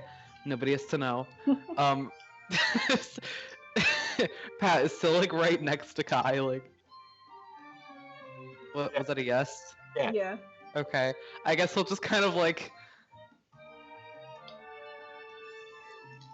just cower next to you, and not sure what to do. I guess I'll just hold my action and like see if the books attack at all.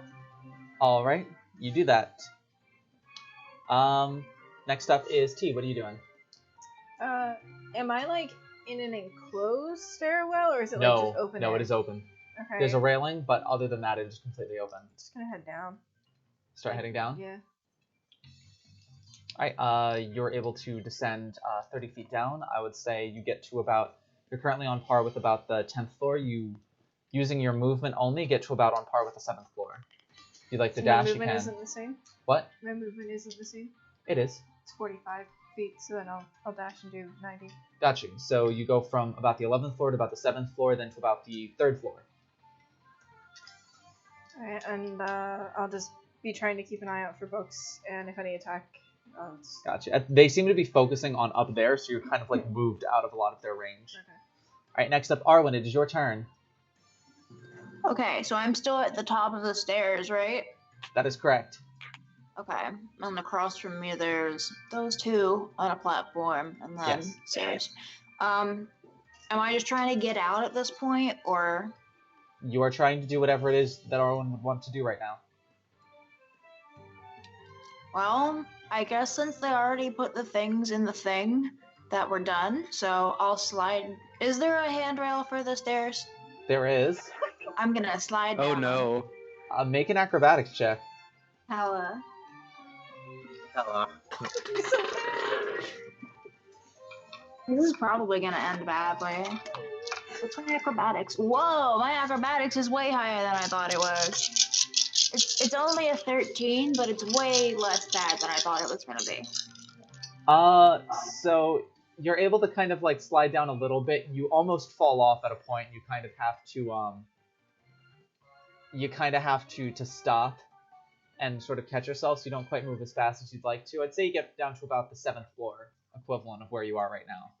Dang. Okay. Can I just yeet myself down the rest of the way? You're currently about 100 feet in the air. No, I mean like just run down, or did that just Yes. count as my whole movement? You can get off of the railing, and on your next turn, you can start to run down. Okay. All right, ending your turn. That brings us to Syl. Do these count as inorganic material? What? Do these books count as inorganic material? You would imagine. Okay. They're Fuck it. trees. Cast Shatter. All right. They would have disadvantage on the saving throw if they're inorganic material. Gotcha. Oh wow. That is. What kind of save is that? I don't think it matters, but Constitution. Constitution. That is a 3. That is 22 damage. All right. So you managed to find like a cluster of about 8 of them all together, and as soon as you cast Shatter, a loud just cracking noise kind of centers on the point that you cast it from, and you watch as 8 of these books just get torn apart by like their spine, pages and like bindings flying everywhere. They are just shredded, like completely unrepairable, as they all just kind of drift down. Nice one. I still sees this. This is not our play, not our world. This is not our time. This is not our bounties. It does not matter. I'm also going to grab Kai by the arm and drag him 15 feet. Thanks. 15 feet in which direction? Towards the staircase. Gotcha. All right, so it is now the book's turn. 2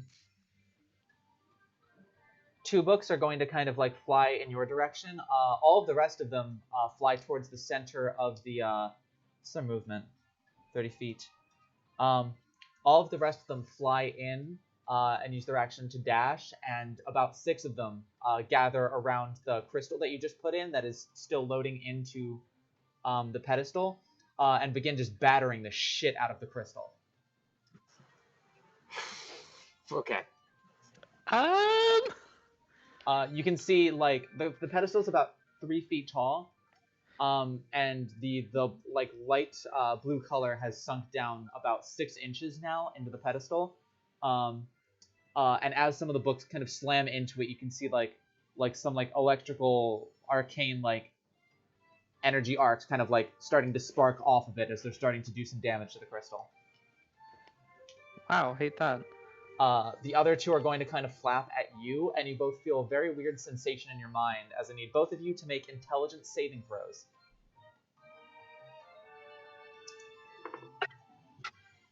Oh.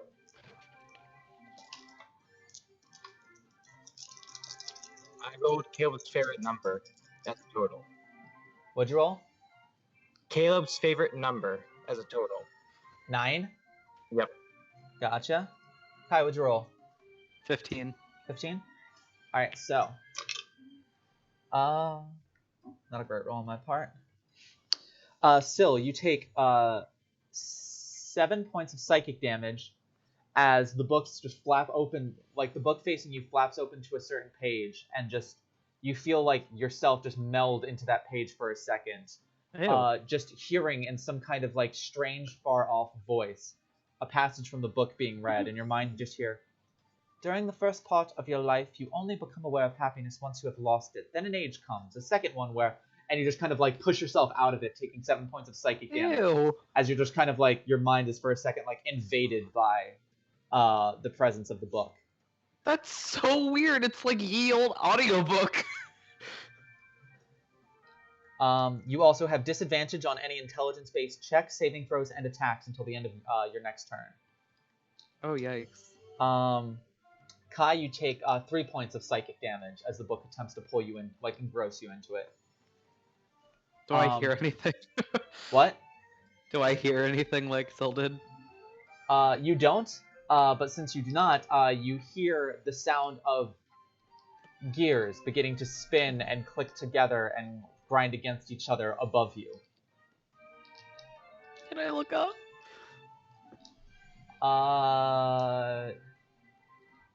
You can on your turn, Okay. which is Make an now. It is now your check. turn. You, Okay. you and Arwen, T and Arwen also see more books just like just flying past you up towards the Diaz. Kai, it is your turn. What are you doing?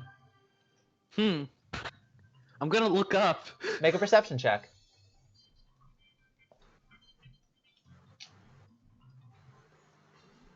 Is it a 20 or a 1?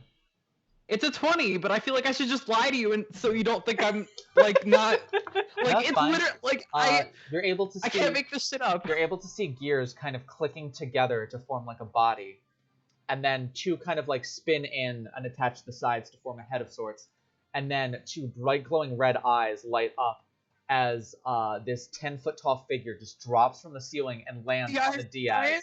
Just kind of like lands there. As you are now looking at a like clockwork golem just appear, and just kind of like stretches out its like arms as all the gears kind of shift and move, and it kind of like its torso just swivels like 180 degrees to like shift to face you. And as it raises its one arm, all of the gears just sort of expand outward to form a sort of shield. And the other arm reaches out, and the gears just kind of like click together, forming like a really sharp hooked blade. Who is this wizard that made all this? Nah, I'm sure this is the lady who we saw in the town's work of art.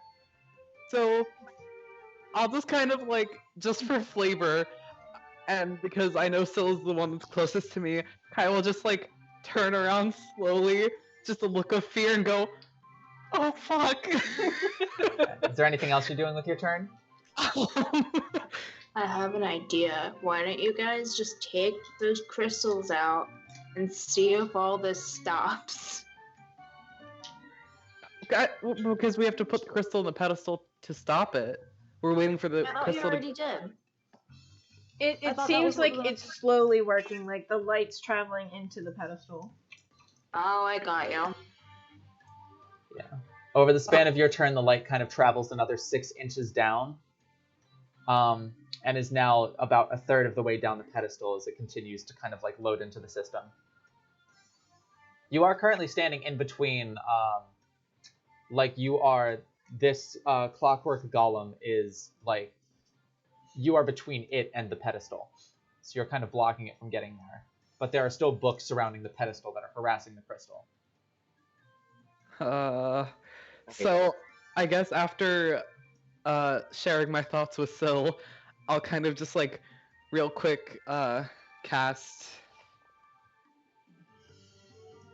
mage armor on myself. You do so, and your AC becomes 13 plus whatever your dex mod is. It becomes 14, Nice. which is 3 more than my original AC. So I mean, that's good. and then I am promptly going to get out of the way. I'm not going to be between this thing and the pedestal anymore. All right. Can I drag Syl with me? Syl, do you go with? They're just dragging each other back and forth throughout this entire thing. All right. Real That will French. end your turn, and that brings us to the construct, who is going to look at both of you and walk straight past both of you to the crystal, and with its hooked blade, just begin to slash into the crystal.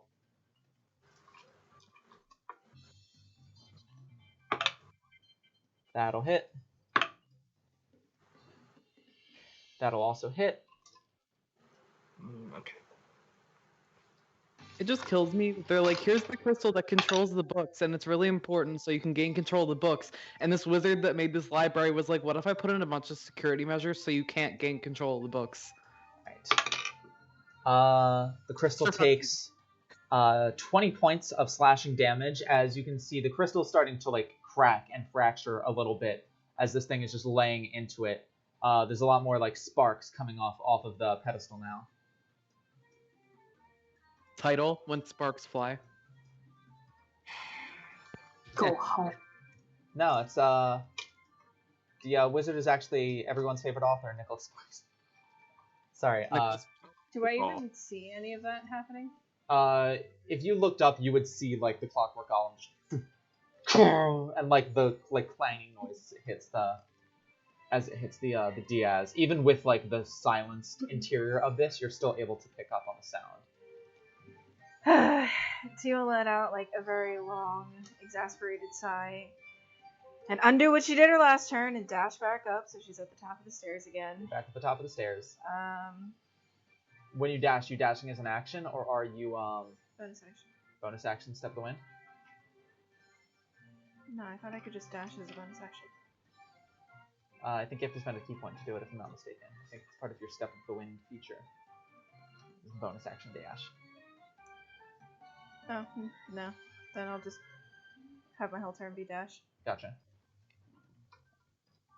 Alright, so you watch as T kind of collects herself, getting back to the top of the staircase.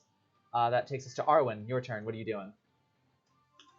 Can I get within 30 feet of that thing? Heading back up the stairs, yeah. Okay. I don't know how to get its attention, so can I cast Mage Hand and smack it on the face, like the forehead? You can certainly try. Bad robot, bad. I'm gonna certainly try.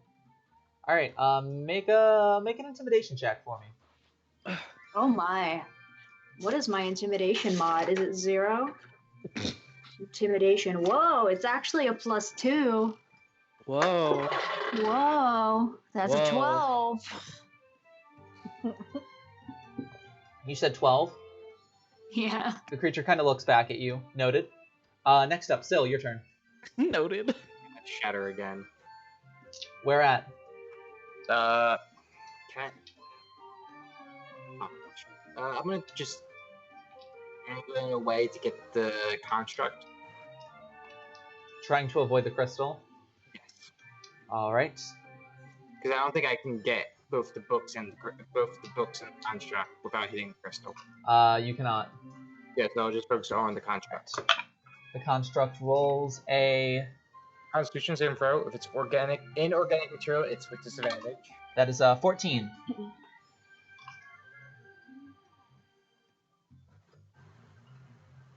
It passes. Passes? Yep. Alright, it takes half damage. Just confirming that it's half damage and doesn't take no damage. So it was a 15 for the roll. Alright, so it takes 7 points of damage. Another kind of shatter appears. You can see it kind of like flinch away as this happens. It kind of like refocuses attention towards you. Alright, the book's turn. There's a book that is going to attempt to do the mind thing to UT. In fact, I need all 4 of you to make intelligence saving throws. Great. Oh, okay. Well, 18. 19. That's what I rolled, -1. Rematch. So what'd you roll? Natural 1? Aw. Are you Holy okay, bud? shit. I stole his luck.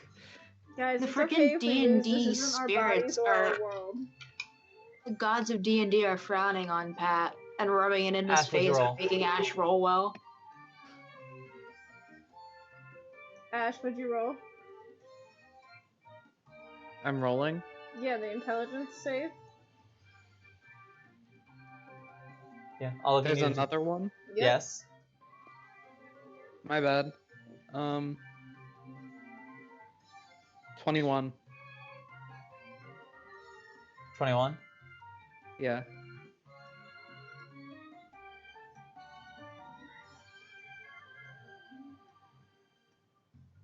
Alright, so you pass. So the three of you, as you resist the book pulling you in, all take 4 points of psychic damage.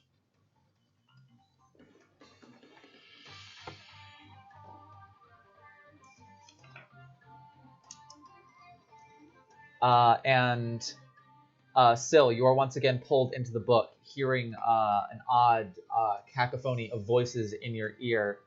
Let's see, what passage do you get? How much damage do I take? What? You take 9 points of psychic damage as you're out. Mhm. Syl kind of like falls to the ground unconscious next to Kai. Hey, well, that's convenient. I'm right there.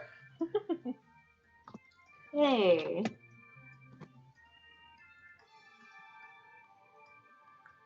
Do we still have our potions? You do. That's why I'm casting magic. Yes, but as you fall unconscious, the voice lulling you to sleep in your head. There are parents who don't like to hear their little girl crying at night, at the vast approaching of dark of sleep, and so in their torment think, why not feed her a lollipop? And a few years later, and it just kind of fades out as you just fall unconscious. Just absolute Weird nonsense story. in your ear. It's just nonsense, maybe. But anyway, that brings us to Kai's turn. I feel like it's not nonsense. I feel like there's just reading passages of like memories we're supposed to see of like different NPCs and we just don't know it yet. Kai, it's your turn.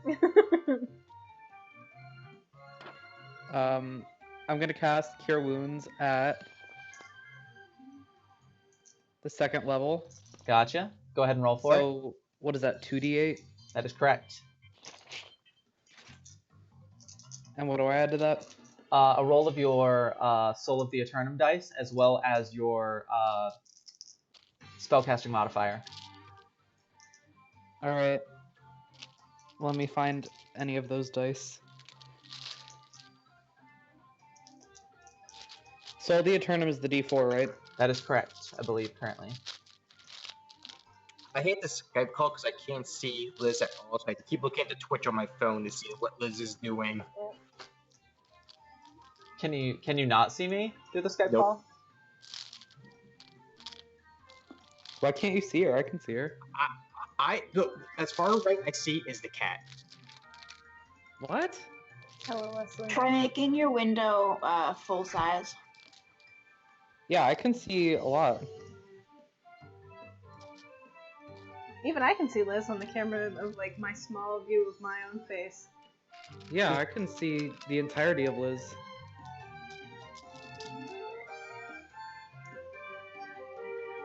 What's up, boy? Why are you so zoomed in? The heck? You know? Yeah, that's weird. Okay. Yeah, I think if you right-click on the picture, you should be able to get us into like actual focus. It doesn't even right click. Interesting. So I'm sorry, it was 2d8 plus Soul Eternum dice plus what? Plus your spellcasting modifier bonus. Okay. So your This is wisdom gonna be modifier, I think. equivalently a fuck ton.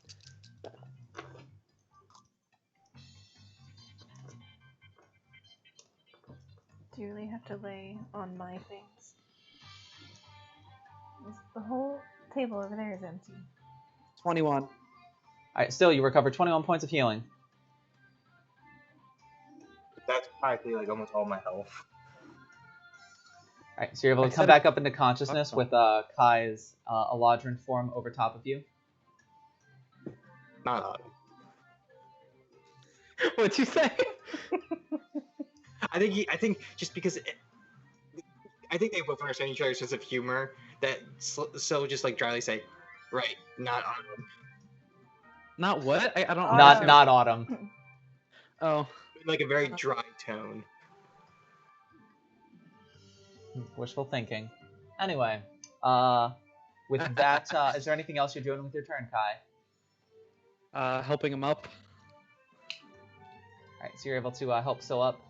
Both of you are on your feet now. Anything Stop else? dying. What? I just tell him, stop dying. Balls. Okay. What? Alright, and with that, that ends your turn. That brings us to the caretaker. Who at this point is going to... honestly, the person who heard it just dropped. So, it's unconcerned. It's going to turn back to the crystal and just start laying into the crystal some more. Iron slap didn't do anything. No, I know.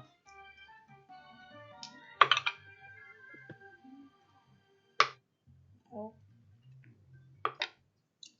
Alright, it lays into the crystal some more, which at this point is now about 2/3 of the way down. But the crystal is looking pretty rough as this thing is just like bashing it to pieces almost. That'll end its turn. It is now T's turn. Alright, I'm just gonna go in and hit it. I'm gonna see if Wesley's laying on the only thing that I have written down for my weapons, or if I have it in here. He has a very tight grip on my hand at the moment, so I don't want to move it. Oh, I have it here. Cool. Alright, I'm gonna try and hit it with my staff. Alright.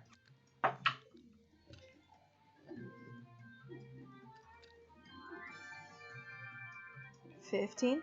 15 to hit. Yeah. Does not hit. You kind of swing at it and it just kind of like clangs off of the metal exterior of it. Alright,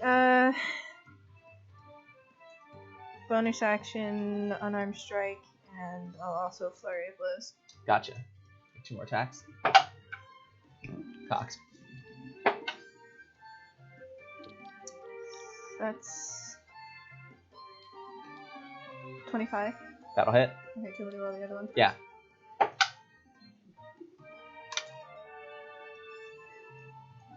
$22. That'll also hit. Go ahead and roll damage.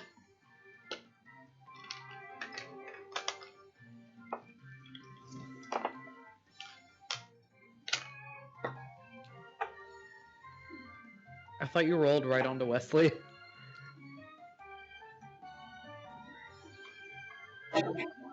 Pat. 19 damage. 19 damage. Alright, cool. So you're able to punch and find purchase with that. It's, you know, this thing is Bless you. still looking alright, but it's not impenetrable. Thank you. Alright, is that end your turn? Yeah. Arwen, your go. Okay. What you doing? So me and the giant thing are still in the same spots, right? Yes. Okay, cool.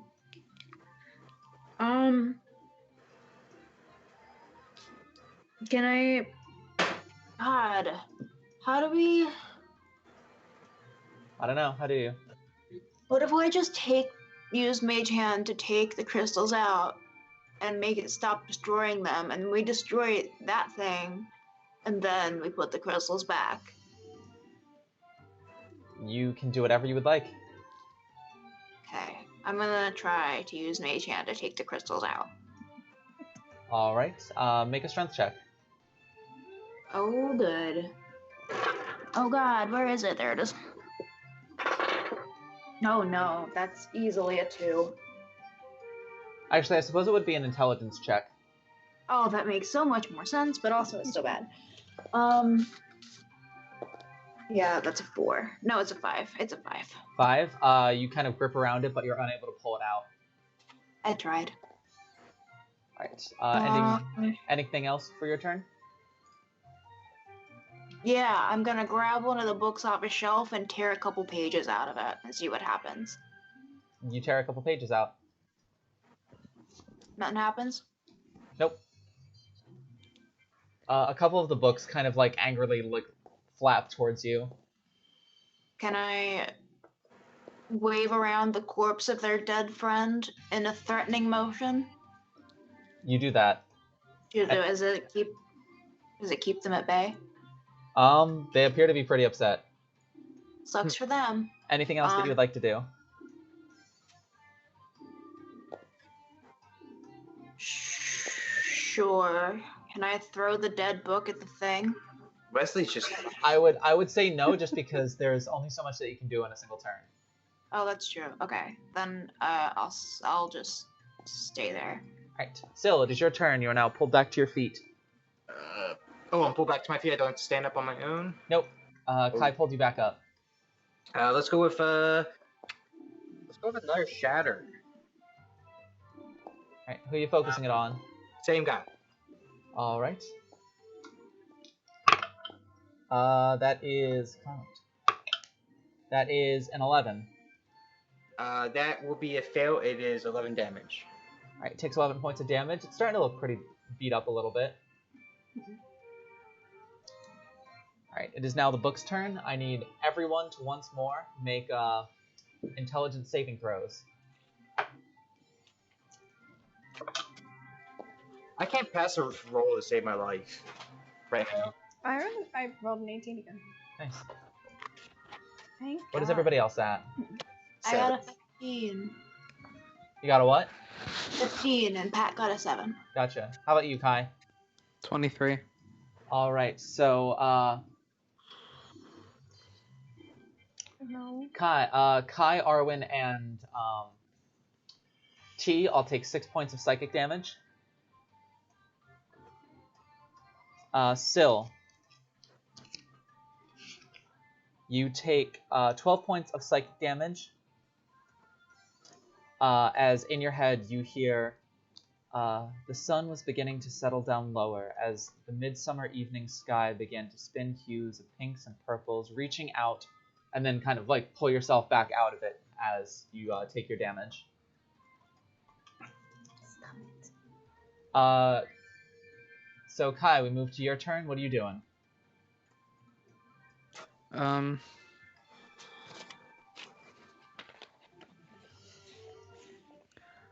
I'm gonna guiding bolt this piece of shit. Go for it. Roll a hit. What we got? 3 system levels. 17. 17 does not hit.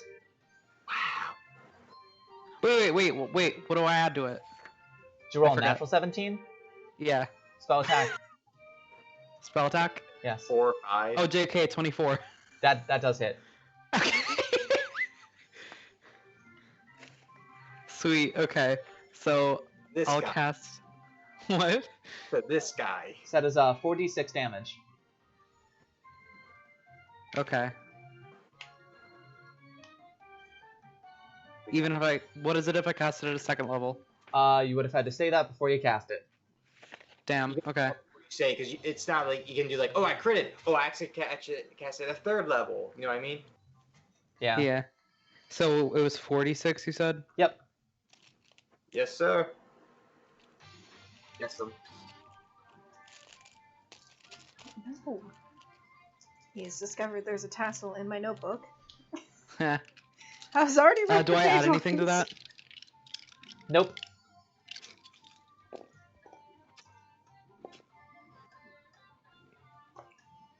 $14 damage. 14? Alright, things starting to look pretty beat up at this point. Anything else for your turn?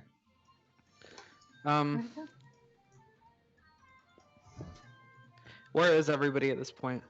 You and Syl are kind of standing off to the side of the crystal. T is engaged in combat with this thing, and Arwen is still standing like near the bookcases on the stairs. Okay. Well, I can't cast another spell. Wait.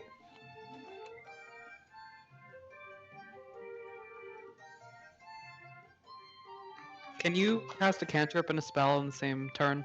Yes. Yes? Yep. Nice. I'm gonna cast Word of Radiance then. Believe that costs an action though, and you've already spent your action. Ah, okay. I guess I'll just stay where I am for now then. All right. The end of your turn comes about. You can see this the beat up machine starting to like glow and like almost like shake slightly from the damage it's taken. It's starting to get a little unstable. Like it's gonna explode, or Possibly. how far am I from it? About 10 feet. Can I back up another 10 feet? Yes, but that'll put you at the very edge of the Diaz. Of the what? The very edge of the The- platform. Splendid.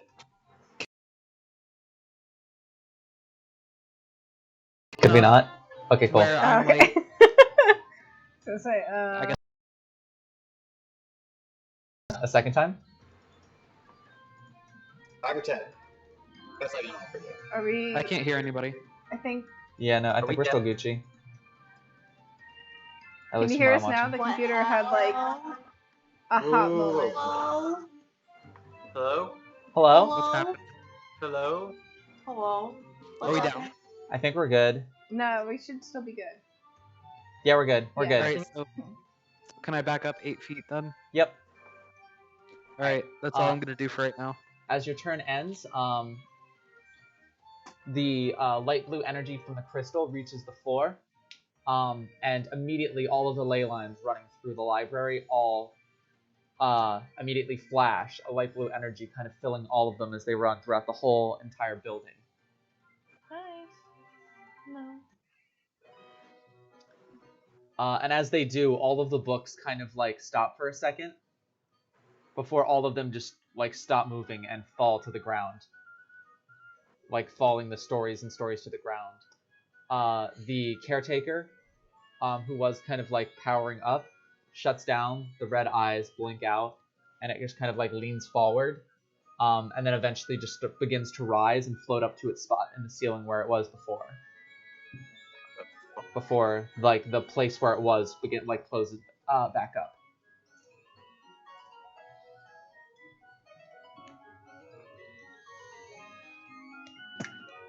Cool. So I'm gonna tell the books around me to put themselves back away, and then I'm gonna go down the stairs so we can leave. Gotcha. What is everyone else doing? Leaving. Yeah, leaving. Question. You know I know it's a dream. Could I What? possibly take down notes on how this crystal is working? Might be useful for enchantment lessons. Make an intelligence check.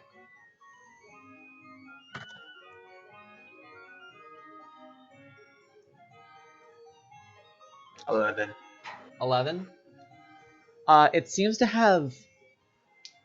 Funny enough, there seems to be like some sort of a combination of obviously like enchantment magics, but a combination of illusion and divination that is working in tandem to power this crystal.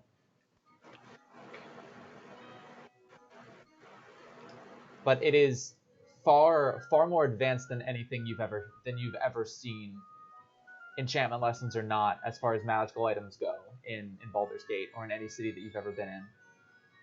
Harp included? What? Harp included? Yes. At least your harp at this point, yes.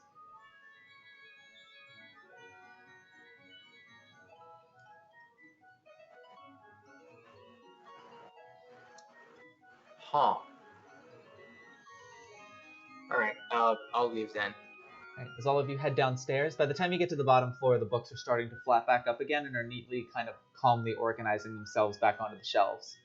And beginning to like clean up, pick up the wastebaskets and the debris that were dropped. And kind of just begin to sort everything back together.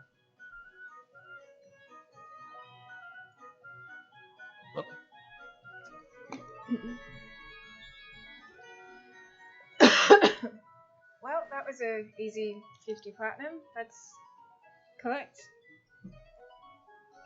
Hella. I'm not gonna be able to keep.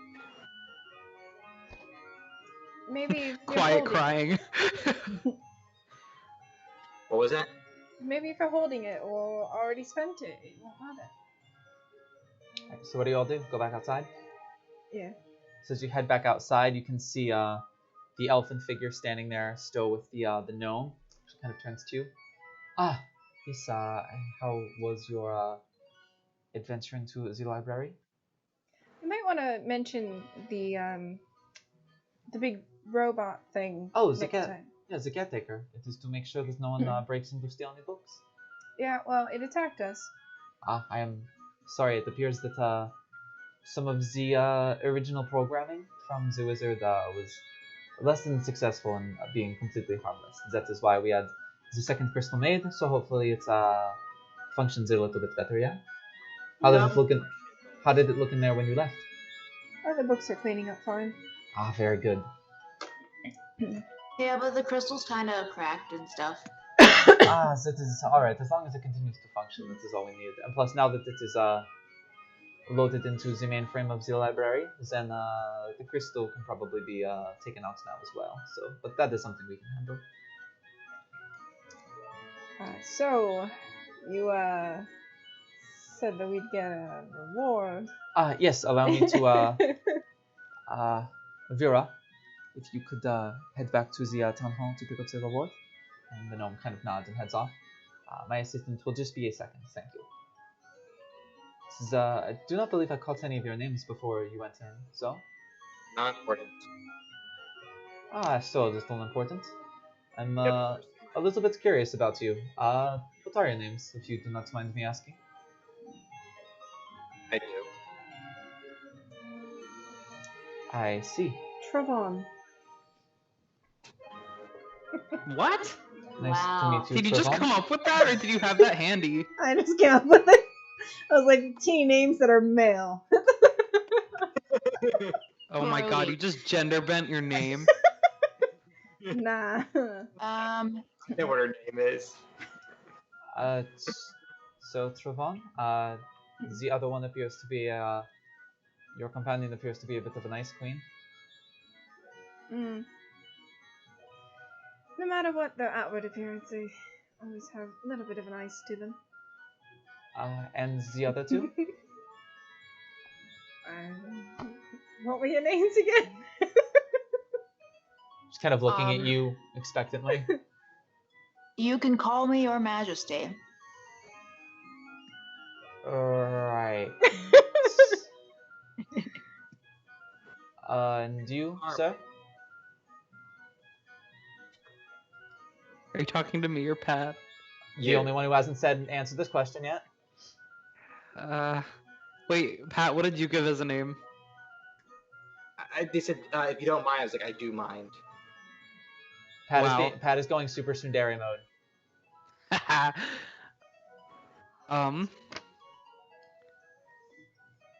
Oh, I'm really bad at coming up with names. This is not for me. Is that why your name's Cotton? Kitty. What? Uh, No, So cat. absolutely not. We call him KK sometimes, but he prefers Kitty from the pretty ones. Can we get I'll just panic and think about what I look like and be like, Leaf! Right. And where exactly are you all from? You know, just outside the city. Because that's where we appeared, get it? From outside of the city, yet you still did not know what our currency was?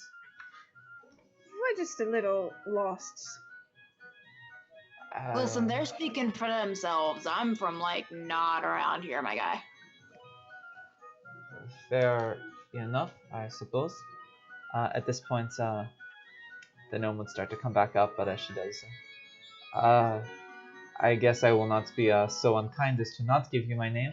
I am Mayath Anastasia. I am the mayor here of the city.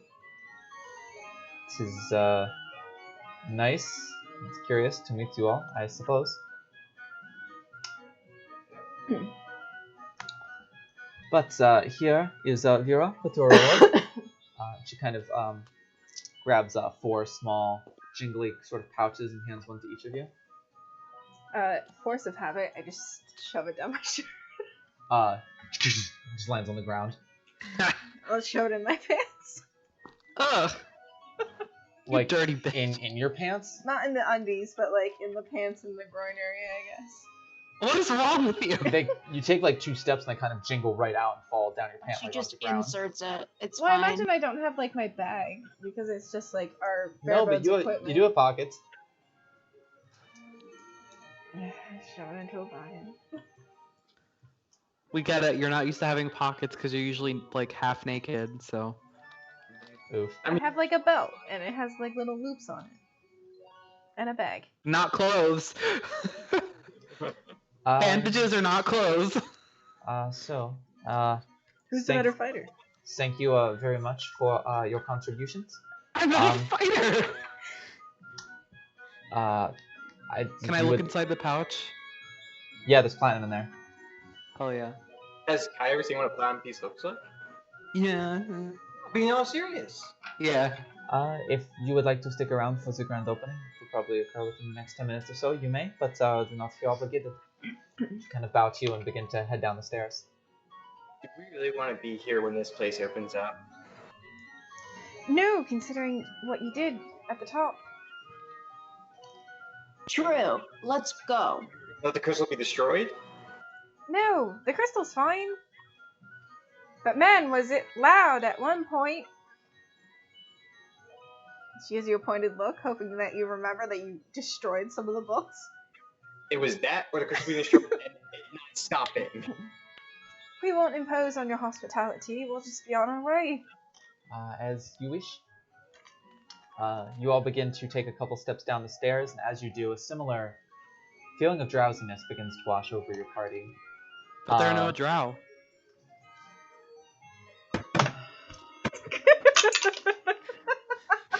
What was the sound of glass breaking? What was that? It was me throwing my dice. You suffer 6 points of psychic damage from the DM. God, is that you? Yes.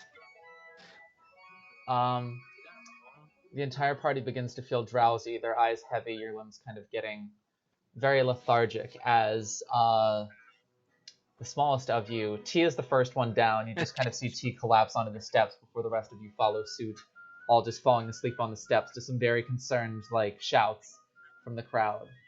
As everything begins to fade.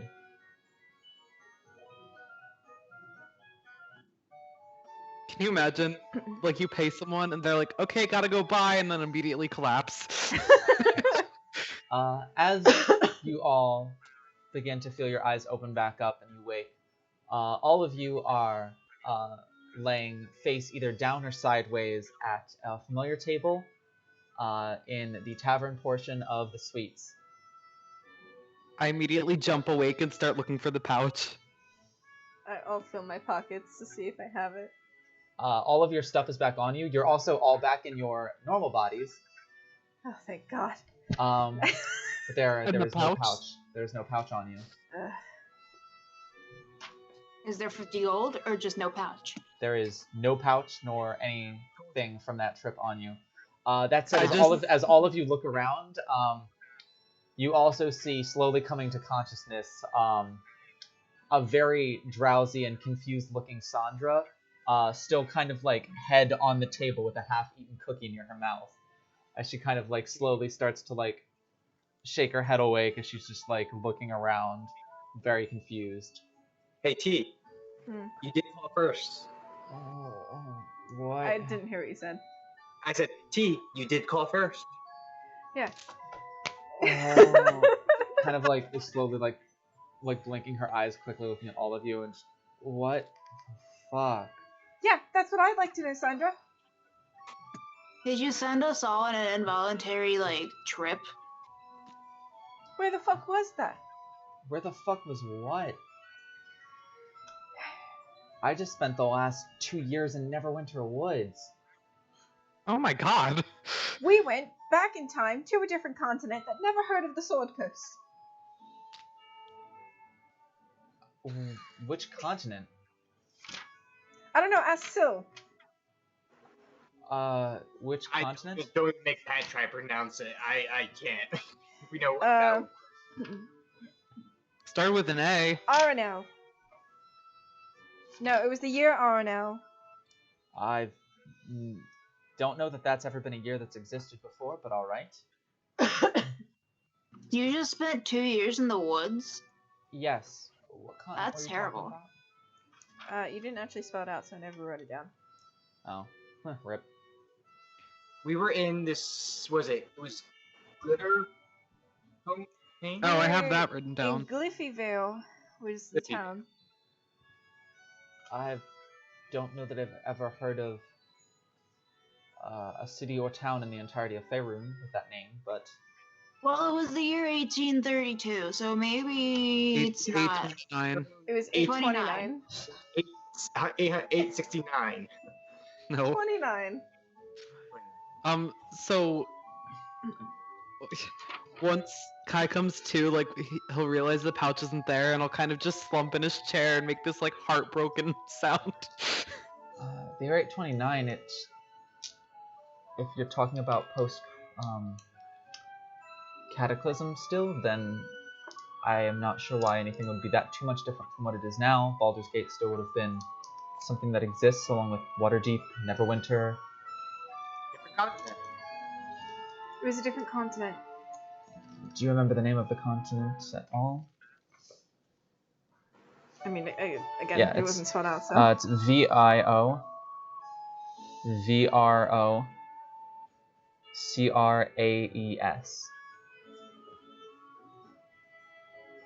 I don't know how to pronounce that. Like when I first heard, I was like, "There's no way I'm gonna remember Yeah, this after Vioracris? Yes, I was going to say, Mireth pronounced it as, Vioracris.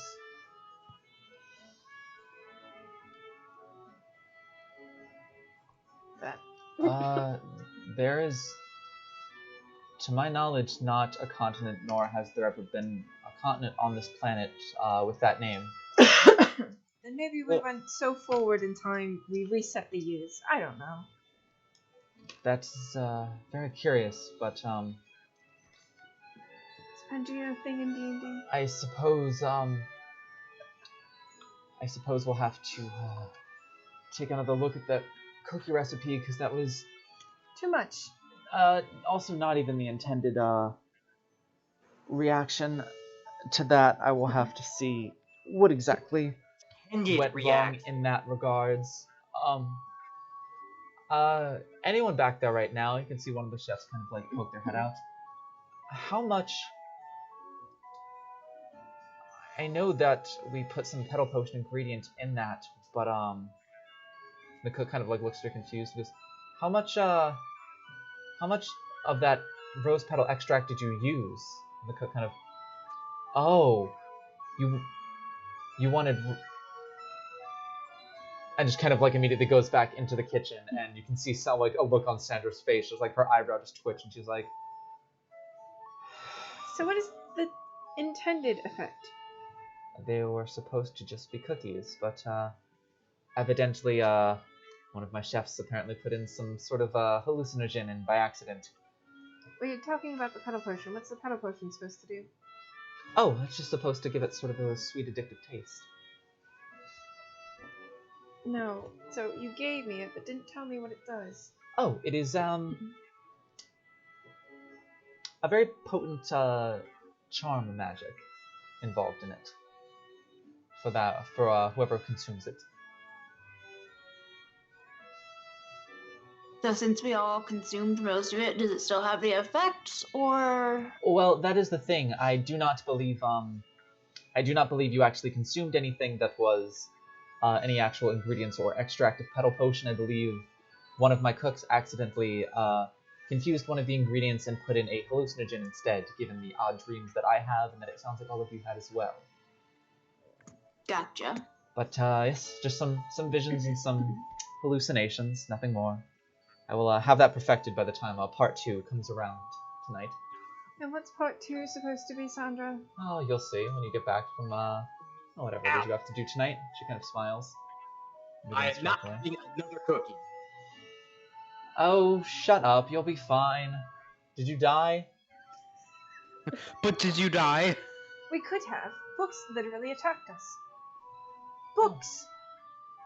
Books! Sounds like a fun time. Reading can be dangerous, you know. Knowledge is all power, as they say. It's She boring, and I walks almost up. was killed. She walks up into the kitchen, just kind of laughing to herself. She finds it funny. Fucking Flips the funny. table. Kai still silently crying to himself. So, what are you doing? Drinking. I'm just going about my day. I had things I needed to do today. Wait, we need to check on the. I need to check on Riv. So you head upstairs to your tower. Yeah. Right. Anyone follow Arwen, or is everyone else staying downstairs? I think Sil would just go up to his room and just face plant in his bed like this. Yeah, he's trained for the day. Gotcha. I feel like Kai would have a few drinks after that. I since last week wanted to talk to Gab.